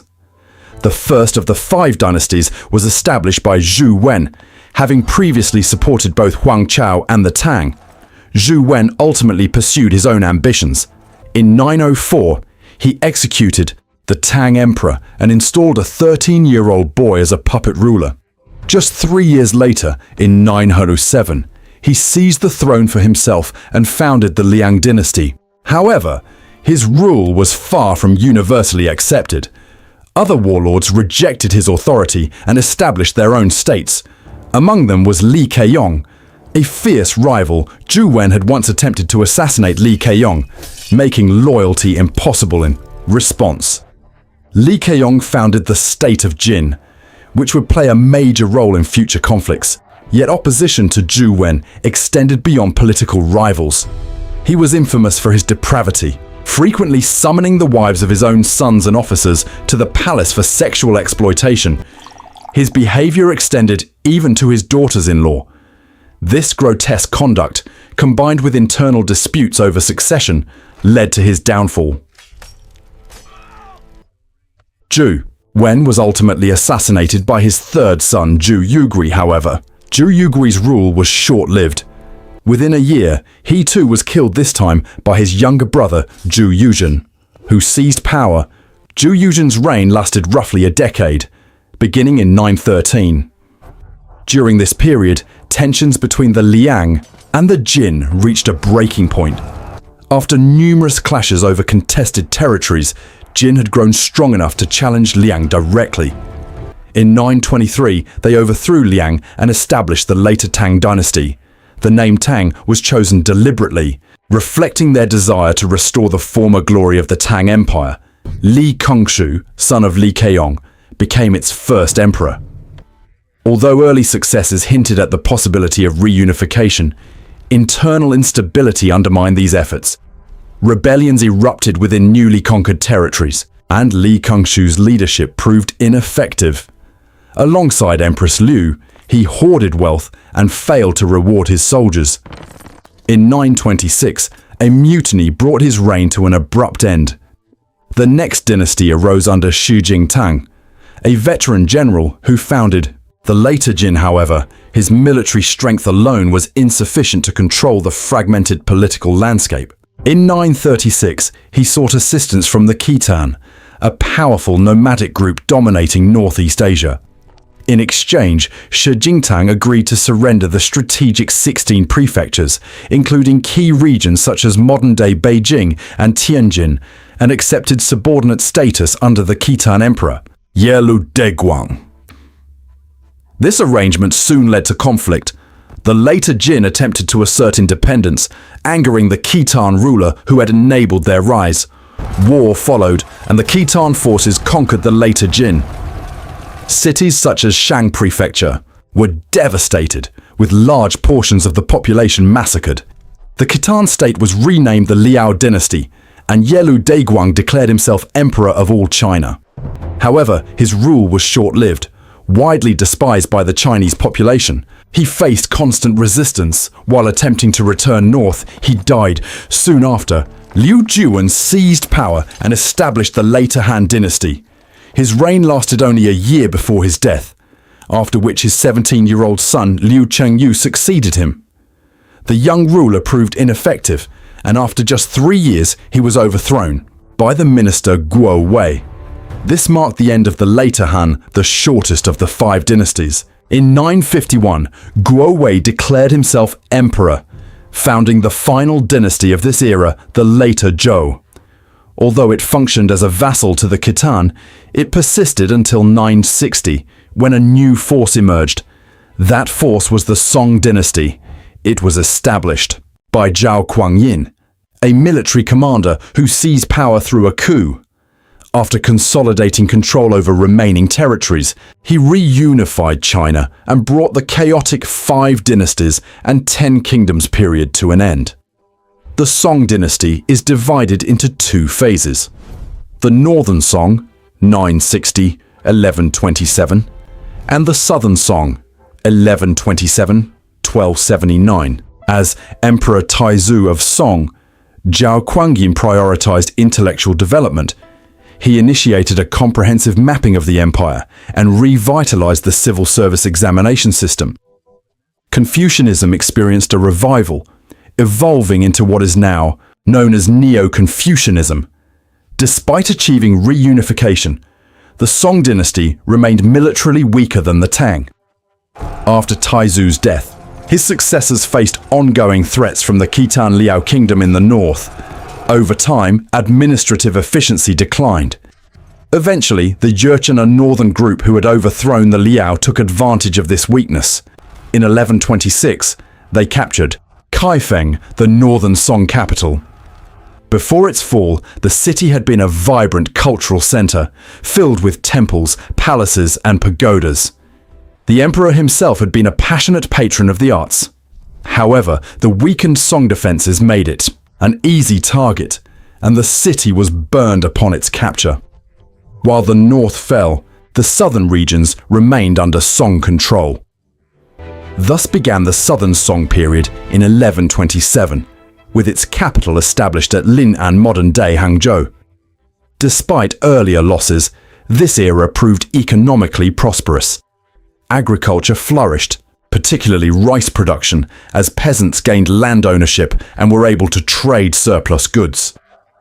Population growth surged and innovation accelerated.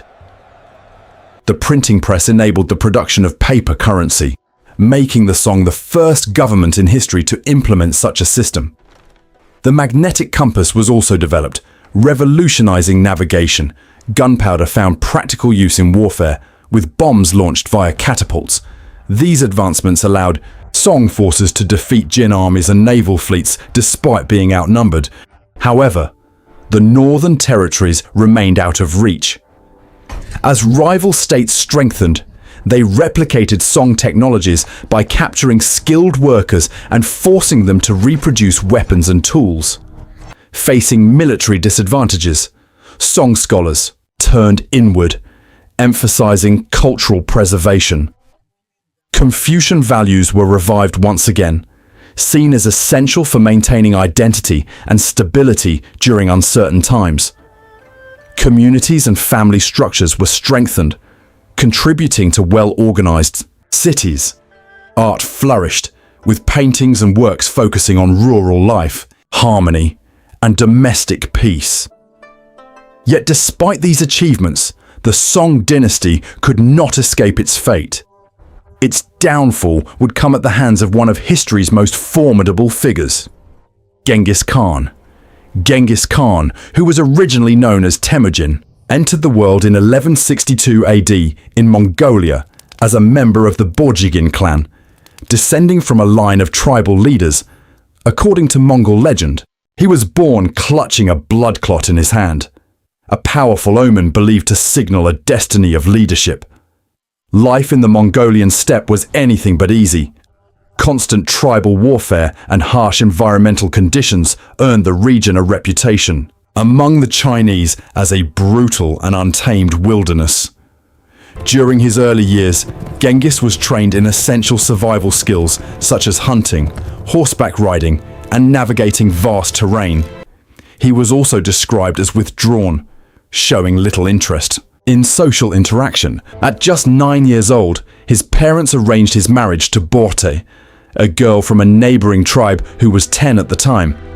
Such arrangements were common among Mongol societies, where camps often included multiple wives, concubines, and children, and women had little say in these decisions. Following tradition, Genghis was meant to move into Borte's camp so they could grow up together. However, tragedy struck along the journey. Members of the rival Tatar tribe poisoned and killed his father after offering him food and drink, leaving the family without its patriarch. After this loss, Genghis returned home, only to find that his family had been abandoned by their tribe and left to survive as outcasts.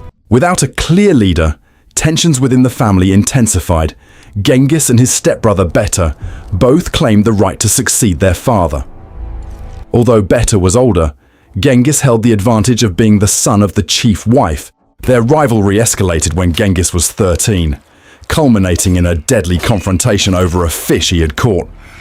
Drawing his bow, Genghis killed Beta, his first human victim. This moment marked the beginning of a path that would later be associated with the deaths of an estimated 40 million people. By the age of 15, Genghis had become highly skilled in hunting and horsemanship. He assumed leadership over his remaining brothers, which alarmed the clan that had cast his family out. Fearing retaliation, they captured him. However, during a feast, Genghis managed to escape and took refuge in the tent of a guard who had failed to raise the alarm. Remaining hidden for 3 days, he threatened to expose the guard's negligence. Using this leverage, he secured a horse and fled into the night. At 16, Genghis returned to Borte's camp to finally marry her. Following the earlier disrupted arrangement, her father welcomed him warmly, presenting him with a sable cloak. Genghis, in turn, offered this cloak to Togrul, the leader of a nearby tribe, in order to secure an alliance. Seeking to rebuild his strength and regain loyalty, Genghis began gathering followers. Gradually, alliances formed, and a growing number of clans pledged support, allowing him to assemble a formidable force. During this time, Genghis and Borte had their first child, a daughter named Kyojin. Soon after, disaster struck again. A group of 300 Merkit horsemen attacked Genghis's camp and abducted Borte. Determined to take revenge, Genghis assembled an army of thousands using his alliances, launching a brutal counterattack. His forces devastated the Merkit, destroying their settlements through widespread killing and plundering. Borte was eventually found pregnant after being repeatedly assaulted by one of the captors and brought back. She later gave birth to their son Joshi, whose paternity would remain a subject of speculation throughout his life. Over the next decade, Genghis and Borte had 3 more sons and 4 daughters. During this period, Genghis developed a close bond with his childhood friend Jamuka, whom he considered a blood brother. Their alliance united their clans, and the two spent much of their time together, sharing daily life and even sleeping under the same blanket. However, this partnership eventually dissolved. Although the exact reason remains unclear, some sources suggest that jealousy possibly involving Borte may have played a role. As tensions grew, Jamuka lost the support of many followers, who defected to Genghis soon. Genghis commanded the largest and most powerful Mongol force and was proclaimed Khan by his followers. He proved to be a ruthless leader, expanding his influence through violent raids that involved pillaging settlements and capturing women. These actions also served as psychological warfare, as many enemies surrendered without resistance to avoid destruction. Despite their success, conflict with Jamuka escalated.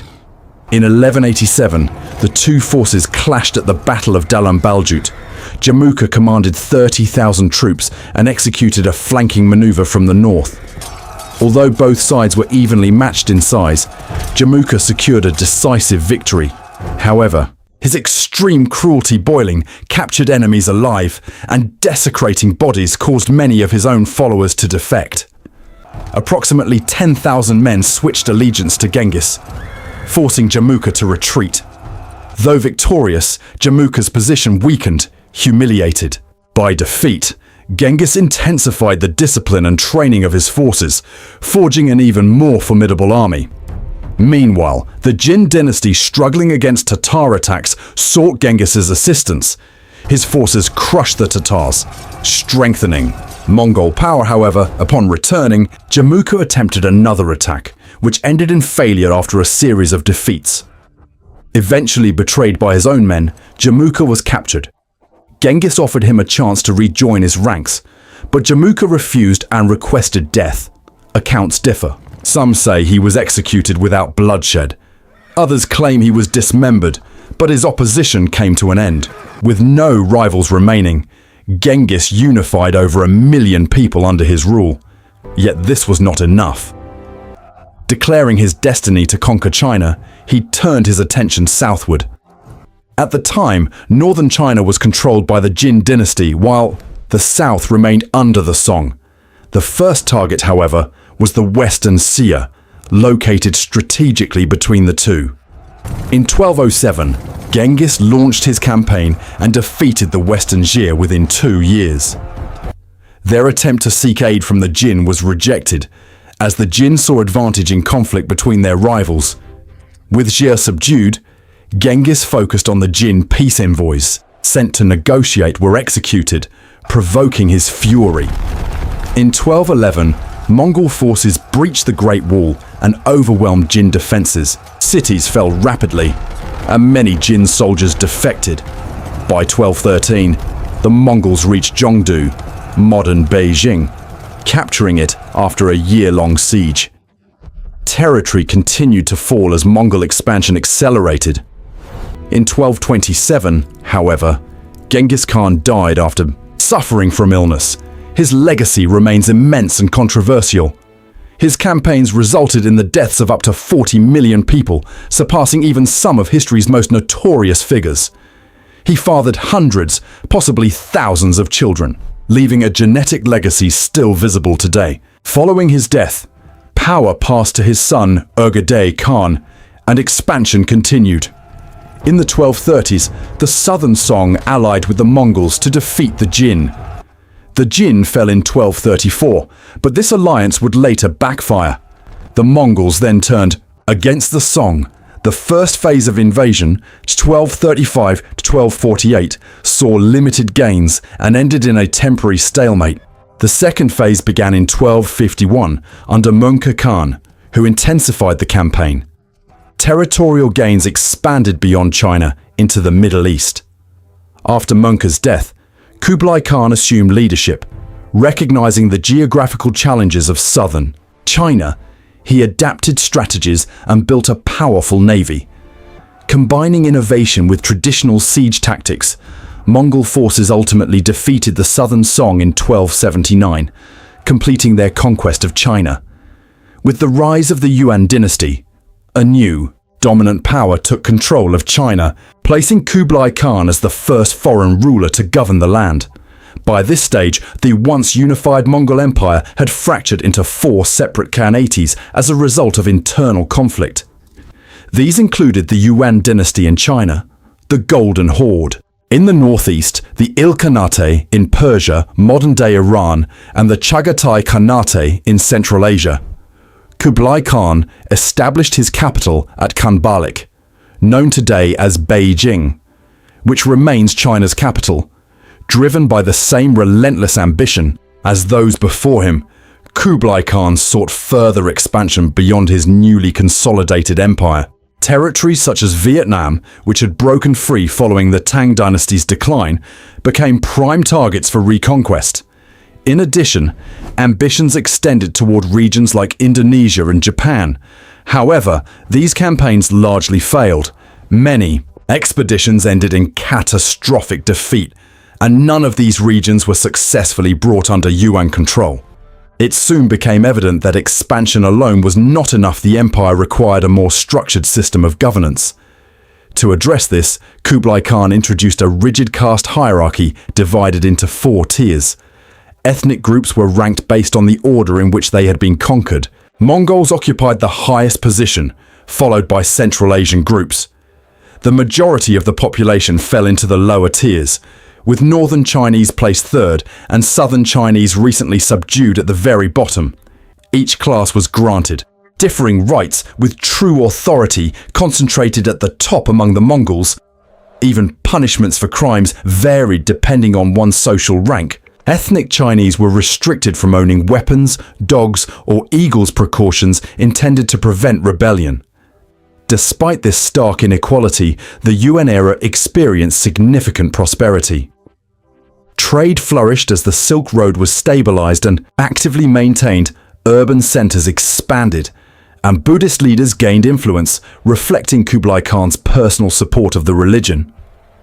One of his major infrastructural achievements was the restoration of the Grand Canal, a vast waterway system stretching over 2,000 kilometers and connecting key river basins, including the Yangtze and Yellow rivers. During this period, the Venetian traveler Marco Polo spent 17 years in China. Upon returning to Europe, he documented the remarkable innovations and customs he had witnessed. He was particularly fascinated by the use of paper money, the widespread use of coal as fuel, silk production, and even the unconventional social practices observed under Mongol rule. Yet, like the great dynasties before it, the Yuan Empire was not destined to endure indefinitely. After Kublai Khan's death in 1294, a combination of factors including declining tax revenue, widespread corruption, ineffective leadership, and failed military campaigns contributed to its downfall. Among the most devastating events was the outbreak of the plague in the 1330s. Although the precise origins of the Black Death remain debated, it is widely believed to have begun among Mongol soldiers in Crimea. China was the first nation to be struck by the epidemic. From 1331 to 1334, the disease spread rapidly, claiming the lives of approximately 13 million people. From there, it traveled along the Silk Road, eventually reaching Europe, where it would wipe out a third of the population. A second wave struck China in the 1350s, further increasing the already staggering death toll. Amid these hardships, a peasant uprising known as the Red Turban Rebellion began to gain momentum in northern China. Fueled by famine, disease, and natural disasters, the movement opposed Mongol rule. Under the leadership of Zhu Yuanzhang, a former Buddhist monk, the rebels proved highly effective in combat. By 1368, they succeeded in overthrowing the Yuan dynasty. Although the Yuan had ruled for less than a century, their influence left a lasting mark. Trade networks had expanded. China became more connected to the outside world, and the empire was unified once again with expanded territories. Even today, figures such as Genghis Khan and Kublai Khan remain central to Chinese history. Despite their foreign origins, following the retreat of the final Yuan emperor in 1368, Zhu Yuanzhang declared himself ruler and founded the Ming dynasty, which would endure until 1644. Under his leadership, the Ming grew into one of the most powerful empires in the world, known as the Hongwu Emperor. Zhu Yuanzhang consolidated authority and established a massive standing army, exceeding 1 million soldiers, far surpassing those of contemporary European states. Upon taking power, he designated Nanjing as the capital and prioritized the revival of traditional Han Chinese culture. Neo-Confucianism once again became the dominant ideology, and artistic expression flourished during this period of renewal. One of China's most famous literary works, Romance of the Three Kingdoms, was written during this time, drawing inspiration from the turbulent end of the Han dynasty. The civil service examination system was reinstated to ensure that government officials were selected based on merit rather than connections. Additionally, Mongol names and clothing styles were banned throughout the empire. public works projects expanded significantly. Having experienced hardship himself, the Hongwu Emperor invested in irrigation systems and flood control measures to improve agricultural productivity. As a result, the economy thrived, trade routes expanded, and the population grew rapidly. Military advancements also played a key role. The Ming embraced gunpowder technology, developing early firearms and cannon systems. These innovations allowed them to repel northern invasions, particularly from Mongol forces, and maintain their status as a dominant power. This period marked a time of significant progress and transformation. However, the Hongwu Emperor's reign was not without its darker aspects. Paranoid about losing control, he implemented strict laws and introduced brutal punishments, including methods such as death by 1,000 cuts and flaying. Mass executions were carried out against perceived enemies to prevent rebellion. Concerned about threats from both internal and external forces, especially the Mongols, he emphasized the need for strong defensive borders, a policy that continued under later rulers. During the Ming era, particularly under the Hongji Emperor under 1487 or 1505, major efforts were devoted to strengthening and expanding the Great Wall. Much of the structure visible today originates from Ming construction. Unfortunately, the pattern of harsh rule continued. Among later emperors, the final Ming ruler, Chongzhen, ascended the throne at just 16 following the death of his brother in 1627. By that time, the empire was already in decline, the military was disorganized, the economy suffered from corruption and greed, and governance focused more on preserving power than strengthening the state. Facing constant threats and widespread rebellion, the Ming lost the mandate of heaven in 1644. Rebel leader Li Zicheng captured Beijing, prompting the emperor to take his own life. Zicheng then declared himself emperor, claiming divine legitimacy. However, he was not the only contender for power. The Manchus, who had steadily gained strength in the northeast, quickly seized the opportunity. They claimed the throne and established the Qing dynasty, China's second foreign-led regime after the Mongols. Under the Shunji Emperor, Chinese men were required to adopt the Manchu queue hairstyle, long braided hair with a shaved front, as a symbol of loyalty.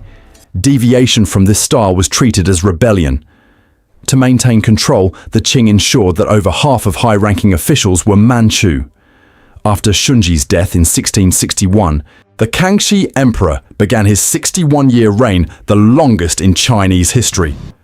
While influenced by Neo-Confucian thought, Kangxi promoted cultural diversity and tolerated various religions, even allowing Jesuit missionaries to spread Christianity. His rule is remembered for extensive public works. The Grand Canal was restored, and flood control projects protected farmland along the Yangtze River. Kangxi remained deeply engaged in governance until his death in 1722, earning a reputation as one of China's most capable rulers. Throughout the 18th century, prosperity continued under his successors Yongzheng and Qianlong.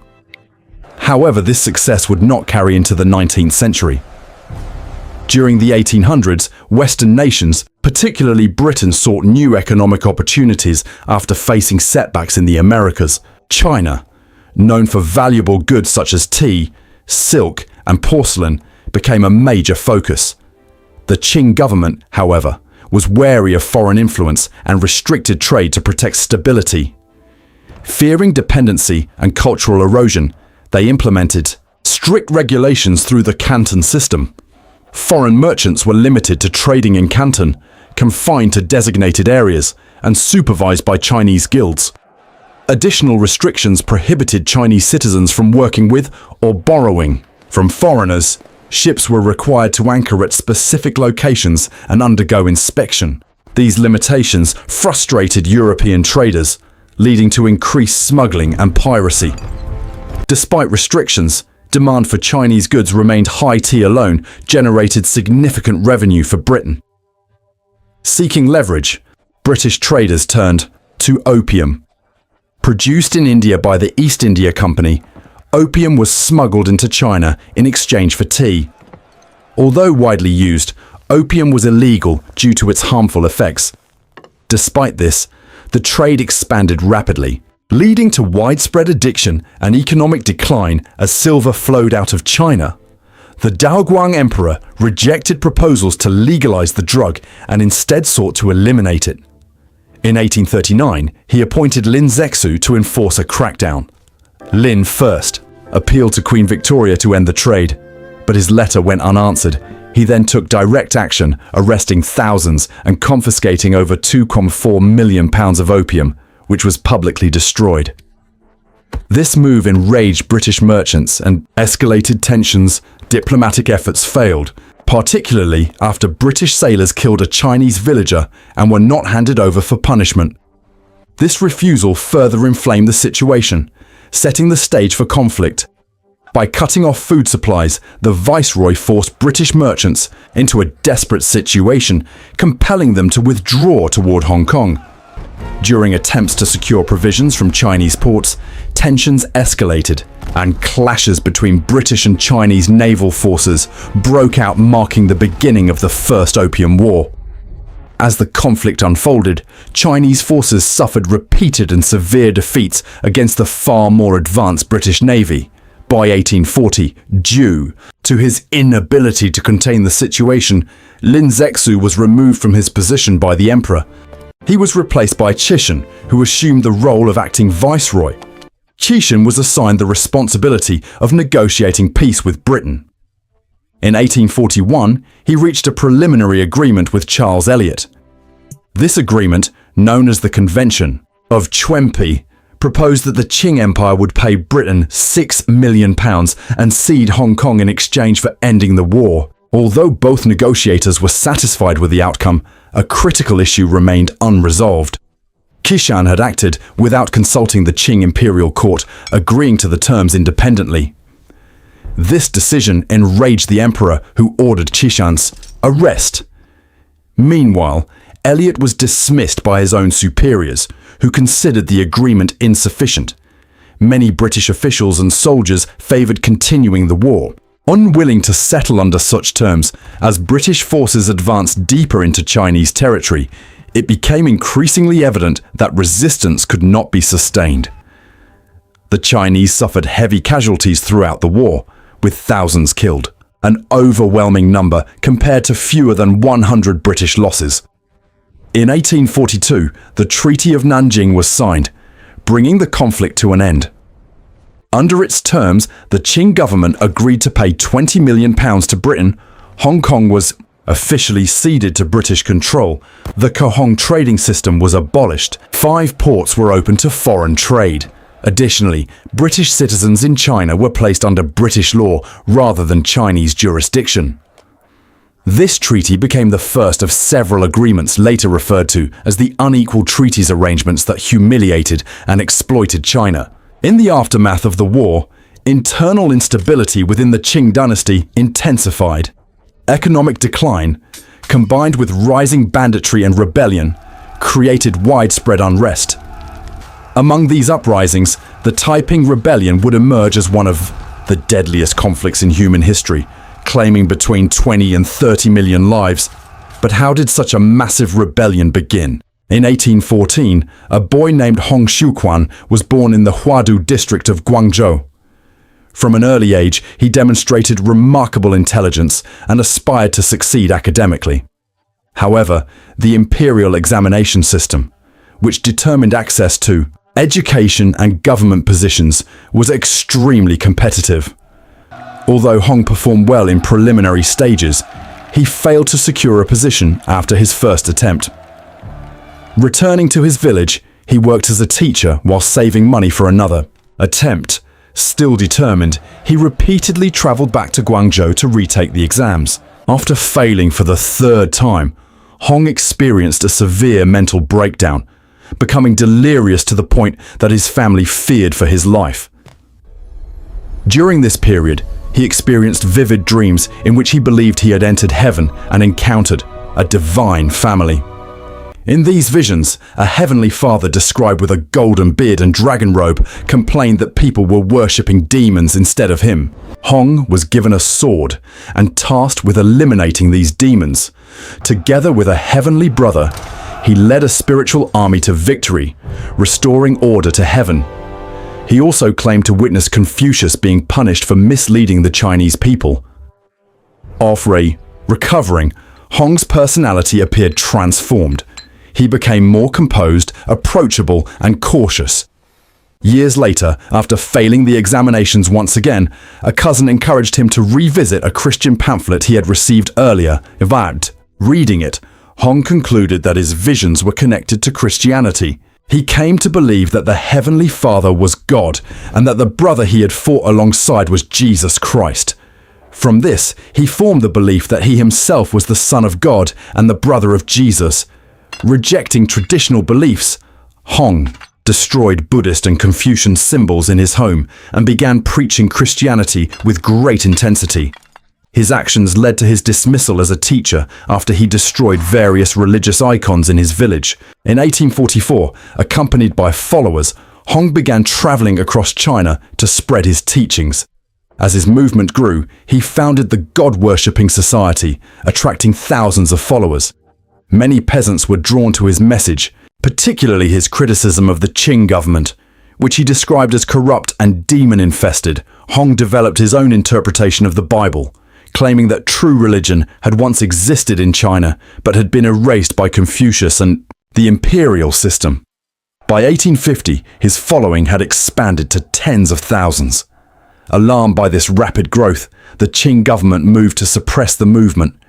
In Guangxi province, where famine and hardship had already weakened the population, many were drawn to Hong's cause. However, imperial forces ordered that no one join the movement, threatening execution for those who did. In January 1851, the God-worshipping society transformed into a military force and engaged Qing troops in battle. Despite facing 7,000 soldiers, Hong's forces demonstrated surprising organization and discipline. After intense fighting, in which over 1,000 lives were lost, the rebels emerged victorious. Following this success, Hong declared the establishment of the Heavenly Kingdom of Great Peace, a state intended to overthrow the Qing dynasty. The movement expanded rapidly, recruiting followers as it advanced from city to city. Men and women alike committed themselves fully to the cause, many willing to sacrifice their lives. In March 1853, a massive rebel force numbering over 500,000 laid siege to Nanjing, which was defended by an estimated 40,000 to 80,000 Qing soldiers. After nearly 2 weeks of relentless fighting, marked by bombardments, covert operations, and fierce assaults, the forces of Hong, representing the Taiping Rebellion, ultimately captured the city and proclaimed it their capital.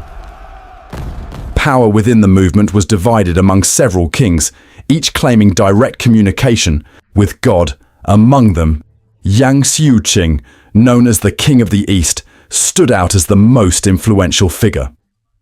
Acting as Hong's chief advisor, he introduced sweeping reforms, including banning opium and promoting equality between men and women. Despite these reforms, strict separation between the sexes was enforced except within Hong's personal harem. European observers who visited the Taiping-controlled regions in southern China were astonished by the rigid and uncompromising laws governing daily life. Activities such as drinking, gambling, smoking, prostitution, dancing, and sexual relations were strictly prohibited.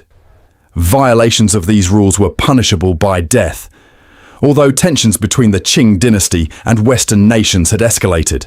Due to the Opium Wars, the Taiping Rebellion failed to gain European support. Hong sought assistance from Western powers, believing shared religious beliefs might foster cooperation. Initially, the United States viewed the movement with some sympathy, and even considered recognizing its independence. However, no formal support materialized.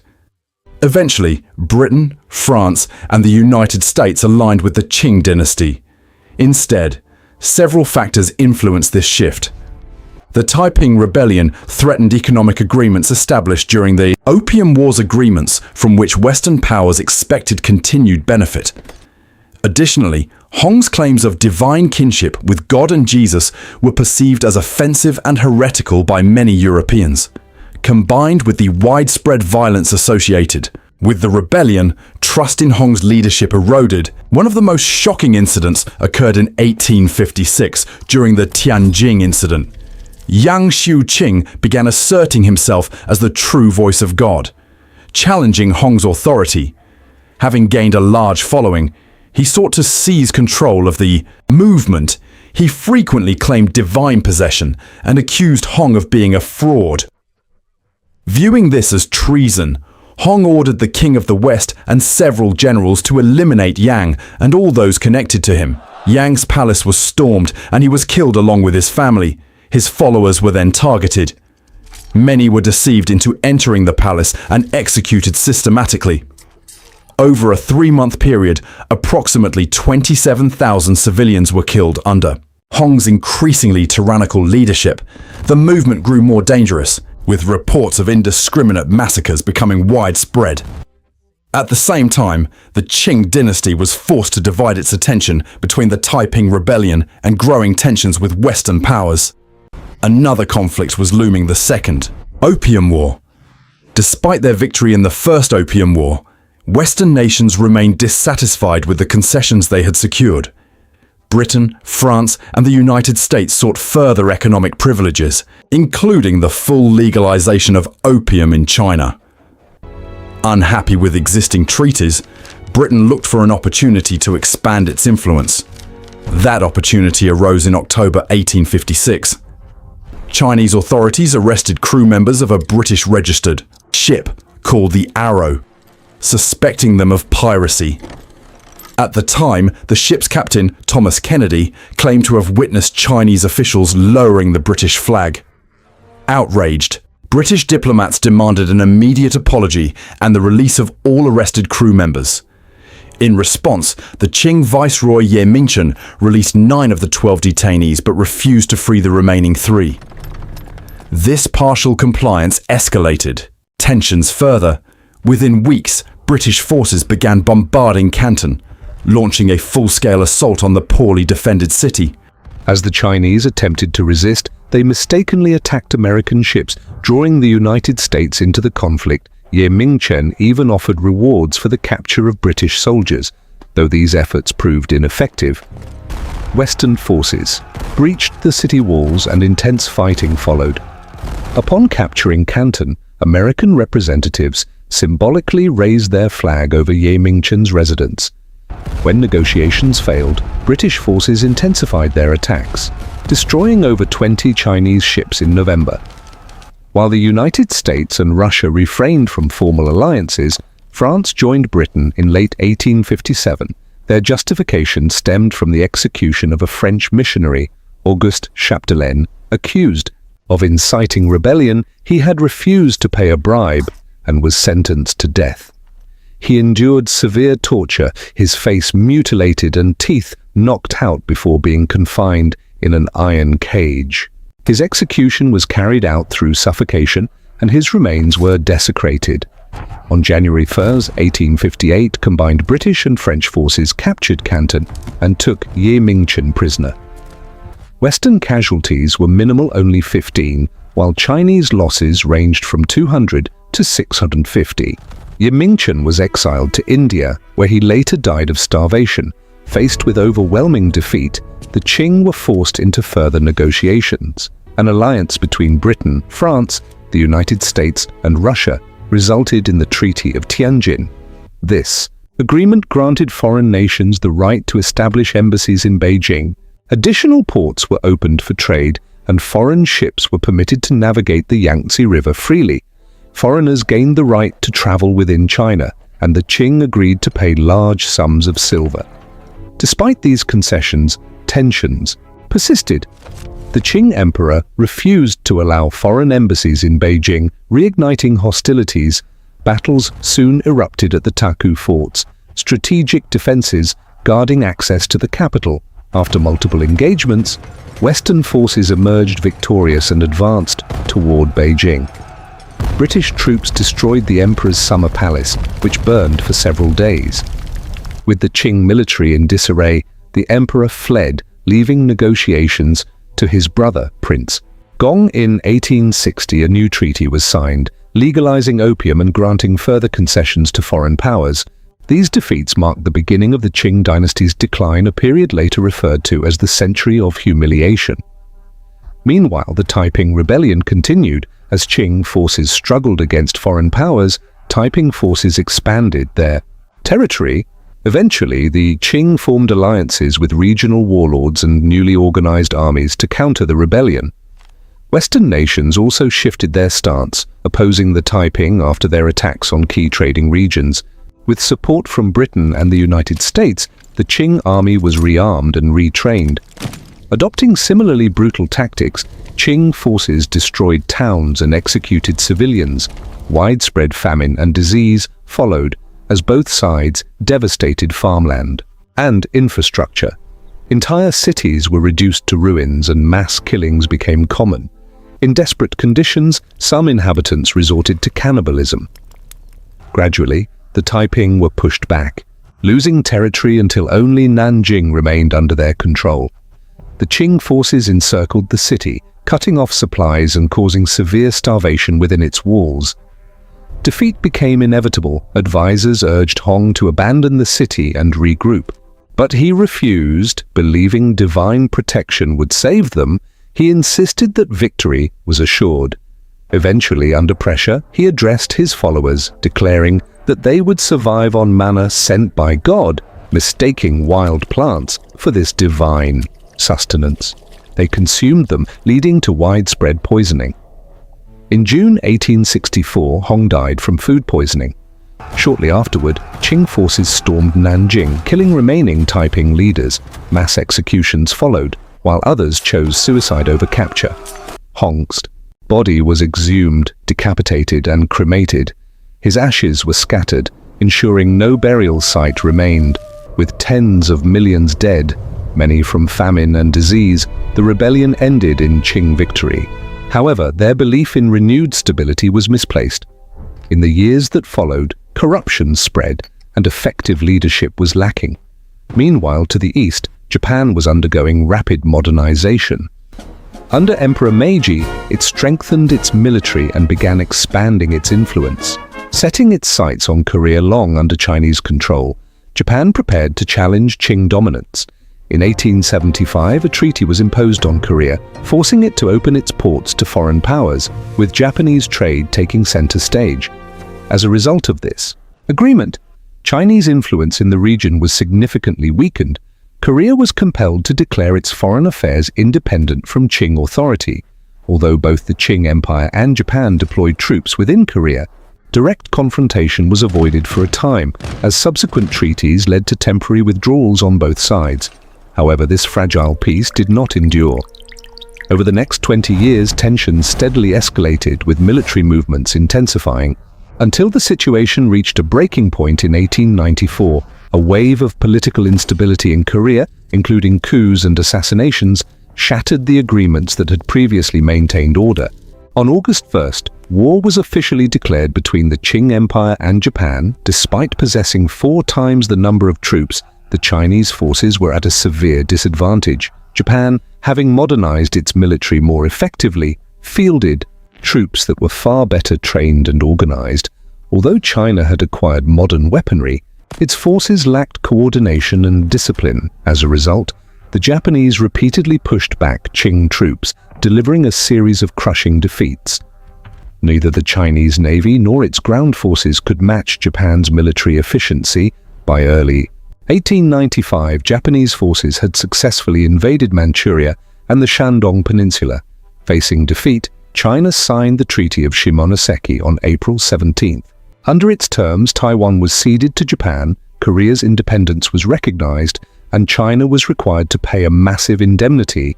This loss added yet another chapter to what would later be known as the Century of Humiliation.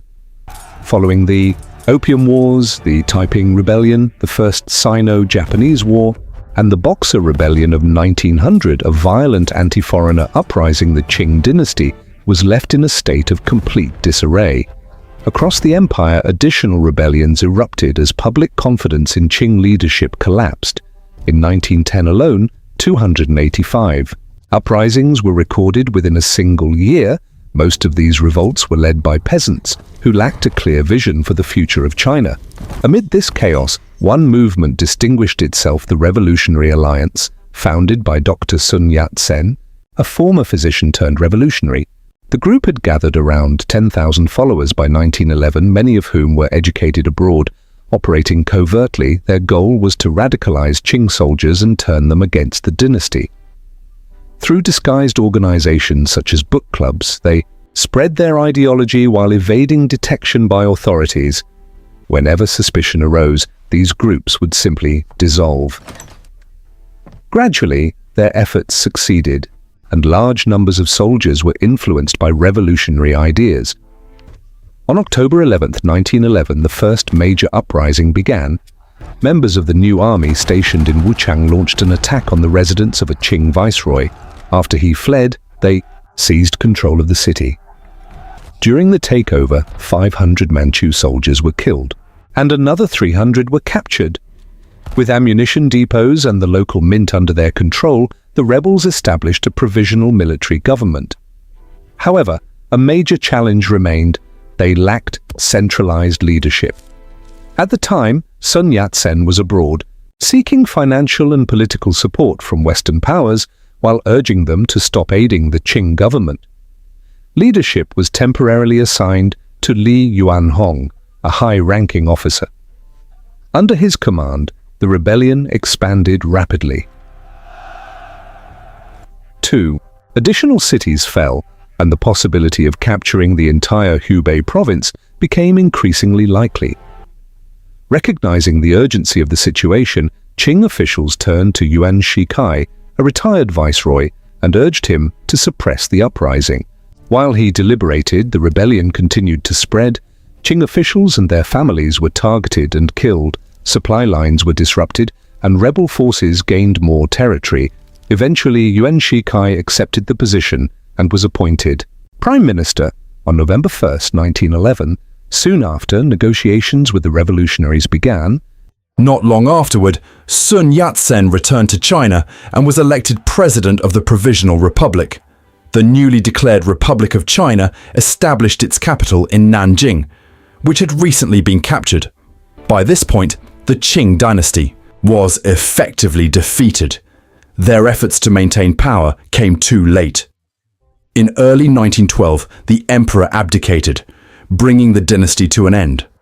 Unlike previous transitions of power, this shift marked something entirely new. With the fall of the Qing, the dynastic cycle that had defined Chinese history for thousands of years came to a close. China now entered a new era, the modern age. As part of prior agreements, Sun Yat-sen transferred the presidency to Yuan Shikai, who had promised to secure the emperor's abdication. Sun accepted this arrangement, prioritizing the end of the Qing dynasty above all else. However, Yuan's ambitions soon grew beyond the presidency. In late 1915, he declared himself emperor of China. This decision was widely rejected by the public, who had no desire to return to imperial rule. Facing overwhelming opposition, Yuan was forced to abdicate in March 1916. Before the transition could stabilize, he died just 3 months later, leaving behind a fragmented and unstable republic. His attempt to restore monarchy had only deepened the crisis. What followed was the warlord era. Lasting from 1916 to 1928, China became divided among competing military factions, each refusing to recognize centralized authority. The fragmentation of power created widespread instability, as regional warlords controlled different territories. Despite the uncertainty, some leaders remained hopeful. Among them was Sun Yat-sen, who established a new revolutionary government in southern China. His movement, now known as the Kuomintang, KMT, aimed to reunify the country under republican rule. At the same time, another powerful force was emerging, the May Fourth movement, active from 1917 to 1921, promoted intellectual and political reform. From this movement, the Chinese Communist Party, CCP, was formed. In 1922, the KMT and CCP formed a temporary alliance, united in their goal of ending warlord dominance. However, this cooperation was short-lived. Within a few years, tensions escalated into the Chinese Civil War. After Sun Yat-sen's death in 1925, a power vacuum emerged within the KMT. Following internal struggles, General Chiang Kai-shek rose to leadership. His objective was to unify China and eliminate rival factions, including the growing communist movement. After defeating many warlords and reclaiming major cities, Chiang turned his attention to the CCP. Viewing them as a threat, he initiated a campaign of suppression. One of the most notable events was the Shanghai Massacre, during which thousands of communists and labor activists were killed. In the aftermath, CCP leaders debated their next move. Li Lisan advocated remaining in urban centers, while Mao Zedong argued for retreating to rural areas and mobilizing peasants. Mao's strategy ultimately prevailed. Over time, he rebuilt the communist movement in remote regions beyond KMT control. Meanwhile, the Soviet Union supported the CCP, seeking to expand communist influence globally. During the 1930s, a new threat emerged. Japan, driven by imperial ambitions, began expanding into Chinese territory. The invasion of Manchuria marked the beginning of this expansion.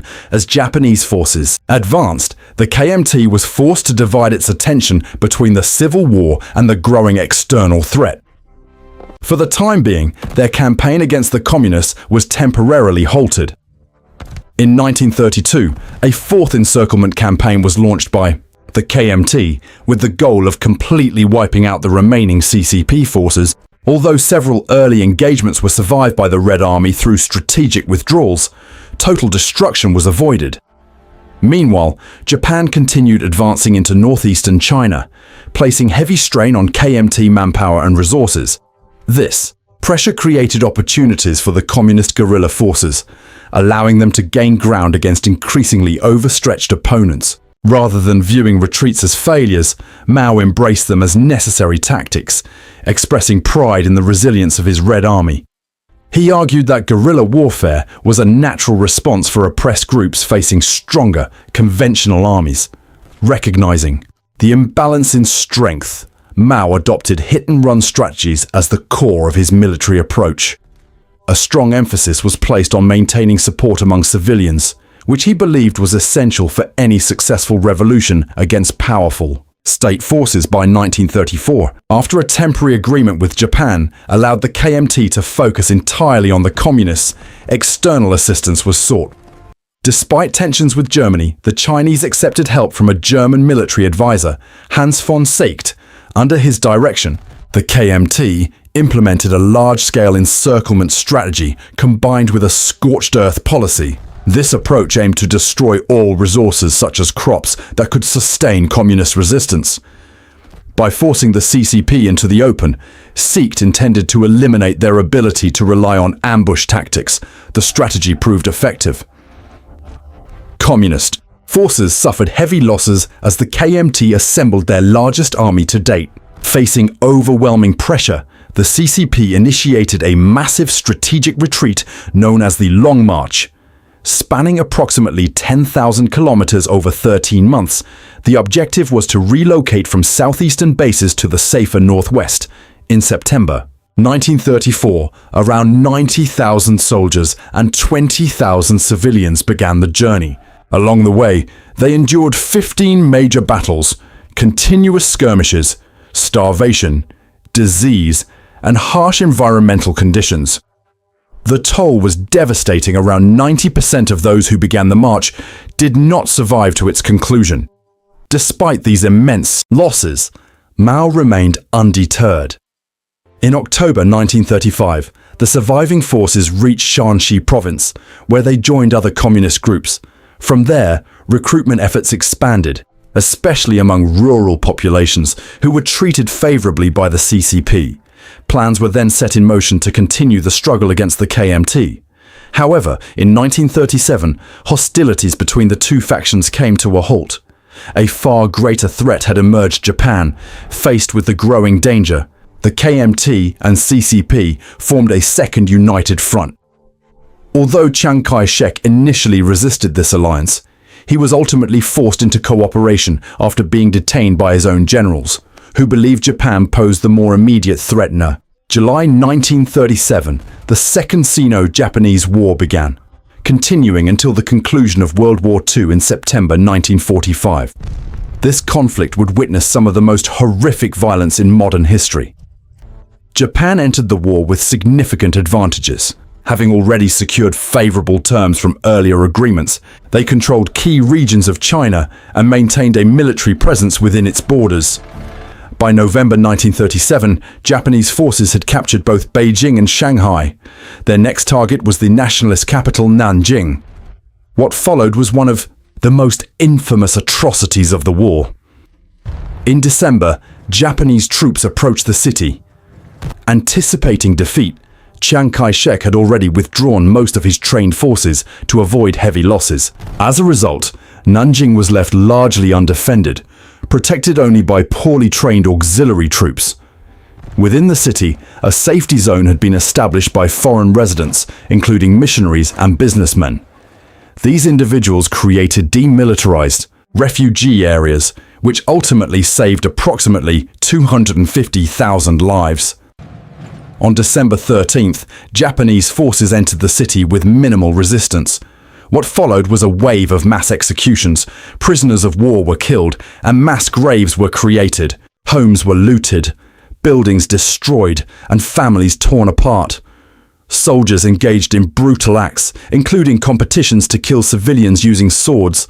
Unarmed individuals were used for target practice. Children were killed, women were assaulted, and entire communities were devastated. The Nanjing massacre remains one of the darkest chapters in human history, with an estimated 200,000 civilians killed and tens of thousands of women assaulted. Following the fall of Nanjing, Wuhan became the new center of Chinese resistance. In 1938, the Battle of Wuhan lasted 4 months and resulted in enormous casualties. On both sides, although Japan ultimately secured victory, the heavy losses weakened its military capabilities. When advancing into communist-controlled territories, Japanese forces encountered effective guerrilla resistance, forcing them to retreat in some areas. Gradually, the momentum of the war began to shift. Chinese forces, both nationalist and communist, slowed Japanese expansion. Large-scale battles became less frequent as the conflict moved toward a prolonged stalemate. Guerrilla tactics proved crucial, preserving Chinese forces against a stronger enemy. This resistance continued until the end of World War II. Japan's eventual defeat came after the United States dropped atomic bombs on Hiroshima and Nagasaki. In September 1945, Japanese forces formally surrendered in China. Following the war, China was recognized as one of the major Allied powers, alongside the United States, the Soviet Union, and the United Kingdom. Territories previously occupied by Japan were returned. However, peace did not last. The Chinese Civil War resumed almost immediately. A struggle for control over resources and major cities reignited between the KMT and CCP. Attempts by the United States to mediate the conflict ultimately failed. The war continued from 1945 to 1949, ending in a decisive communist victory. Under Mao Zedong, the CCP gained widespread support, particularly in rural areas. Through the People's Liberation Army, they captured key industrial and resource-rich regions. By the end of the conflict, the balance of power had completely reversed in favor of the communists. On October 1, 1949, the People's Republic of China was officially established. At the age of 55, Mao Zedong assumed leadership, initially enjoying strong public support. He was seen as a unifying figure who had restored national unity. Early reforms aimed to reduce inequality, including land redistribution among peasants. During this process, known as land reform, over 1 million landlords were executed. Mao sought to eliminate remnants of feudal and capitalist systems. In 1958, he launched the Great Leap Forward, an ambitious effort to industrialize and modernize the country. Policies focused on collectivized agriculture and communal living. With private property abolished, agricultural production was centralized, allowing the government to control grain distribution. At the same time, backyard furnaces were introduced to boost steel production. However, a lack of expertise led to widespread inefficiency. Personal belongings were melted down in attempts to meet production targets. Labor was diverted from essential sectors, particularly farming. As a result, steel production failed and agricultural output collapsed. By 1959, famine began to spread across China. Combined with natural disasters, the policy failures led to catastrophic consequences. Reports of extreme starvation, including cannibalism, became widespread. The resulting famine caused tens of millions of deaths. Facing criticism, Mao stepped down as state chairman, and Liu Shaoqi assumed the role. However, Mao retained significant influence behind the scenes. In 1966, seeking to reassert control, he launched the Cultural Revolution. This movement aimed to eliminate perceived capitalist influences and reinforce Maoist ideology. Youth groups known as the Red Guards were mobilized to carry out these objectives. They targeted intellectuals, officials, and anyone accused of opposing Mao. Mass violence followed. Educators were attacked by their own students. Cultural artifacts were destroyed, and historical sites were desecrated. Law enforcement was instructed not to intervene. As chaos spread, factions within the movement began to clash. In 1968, Mao deployed the military to restore order. Having served their purpose, many Red Guards were sent to rural areas. By the end of the Cultural Revolution, between 500,000 and 2 million people had died. When Mao died in 1976, his policies were associated with tens of millions of deaths from famine, forced labor, and executions. Following his death, Deng Xiaoping rose to power. He introduced reforms that moved China toward a more market-oriented economy. Under his leadership, trade expanded and economic growth accelerated dramatically. Despite these advancements, challenges still lay ahead for the nation. A powerful wave of demands for political and economic reform began to build among university students in the spring of 1989, targeting China's communist leadership. At that time, many people felt that communism itself was losing momentum. The situation reached a turning point when Hu Yaobang, former chairman and general secretary of the Chinese Communist Party, passed away on April 15, 1989. At the age of 73, widely respected by the public, he had come to represent hope in a political system often associated with corruption and favoritism. Although opposed by many senior party members, Hu had supported economic liberalization and fewer restrictions on speech. Following his death, students began to view him as a symbol of reform and openness.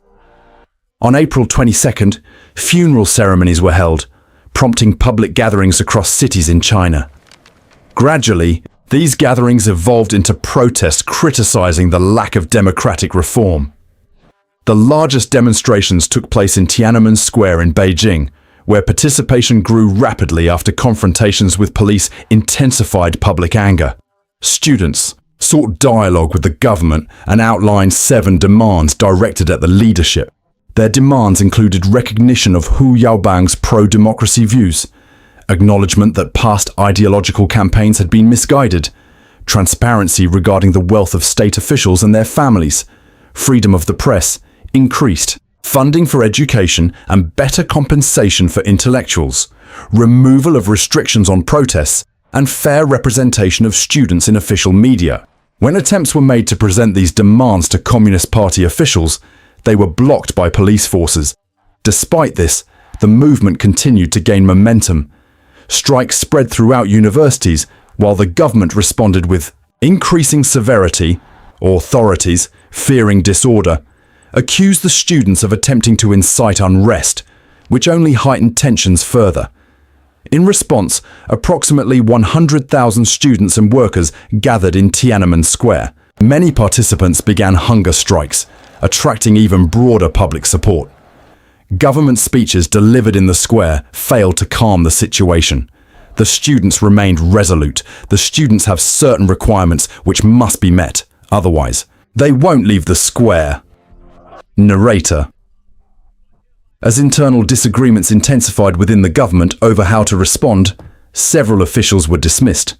In the final weeks of May, martial law was declared, and troops were deployed into Beijing. However, citizens flooded the streets, blocking military movements. During this time, art students constructed a large statue known as the Goddess of Democracy, which quickly became a symbol of resistance. International journalists reported from the square, broadcasting events globally. Meanwhile, the protest movement began to lose cohesion. Overcrowding created chaos, and the absence of central leadership led to fragmentation. Different student groups formed factions, accusing one another of hidden motives, including seeking fame or cooperating with authorities. The situation descended into confusion. Eventually, tensions erupted. By early June, the government reached a critical breaking point. On June 3rd, the People's Liberation Army was ordered to move into Beijing. Emergency broadcasts warned citizens to stay away from Tiananmen Square. However, many protesters ignored these warnings. Some organized their own broadcasts, urging citizens to arm themselves and resist. As troops advanced, protesters attempted to block them by setting vehicles on fire. In response, soldiers opened fire.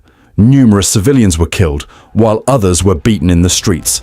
Some soldiers were attacked by protesters using rocks and Molotov cocktails and were killed after being pulled from their vehicles. Armored units moved forward, crushing anyone who stood in their path.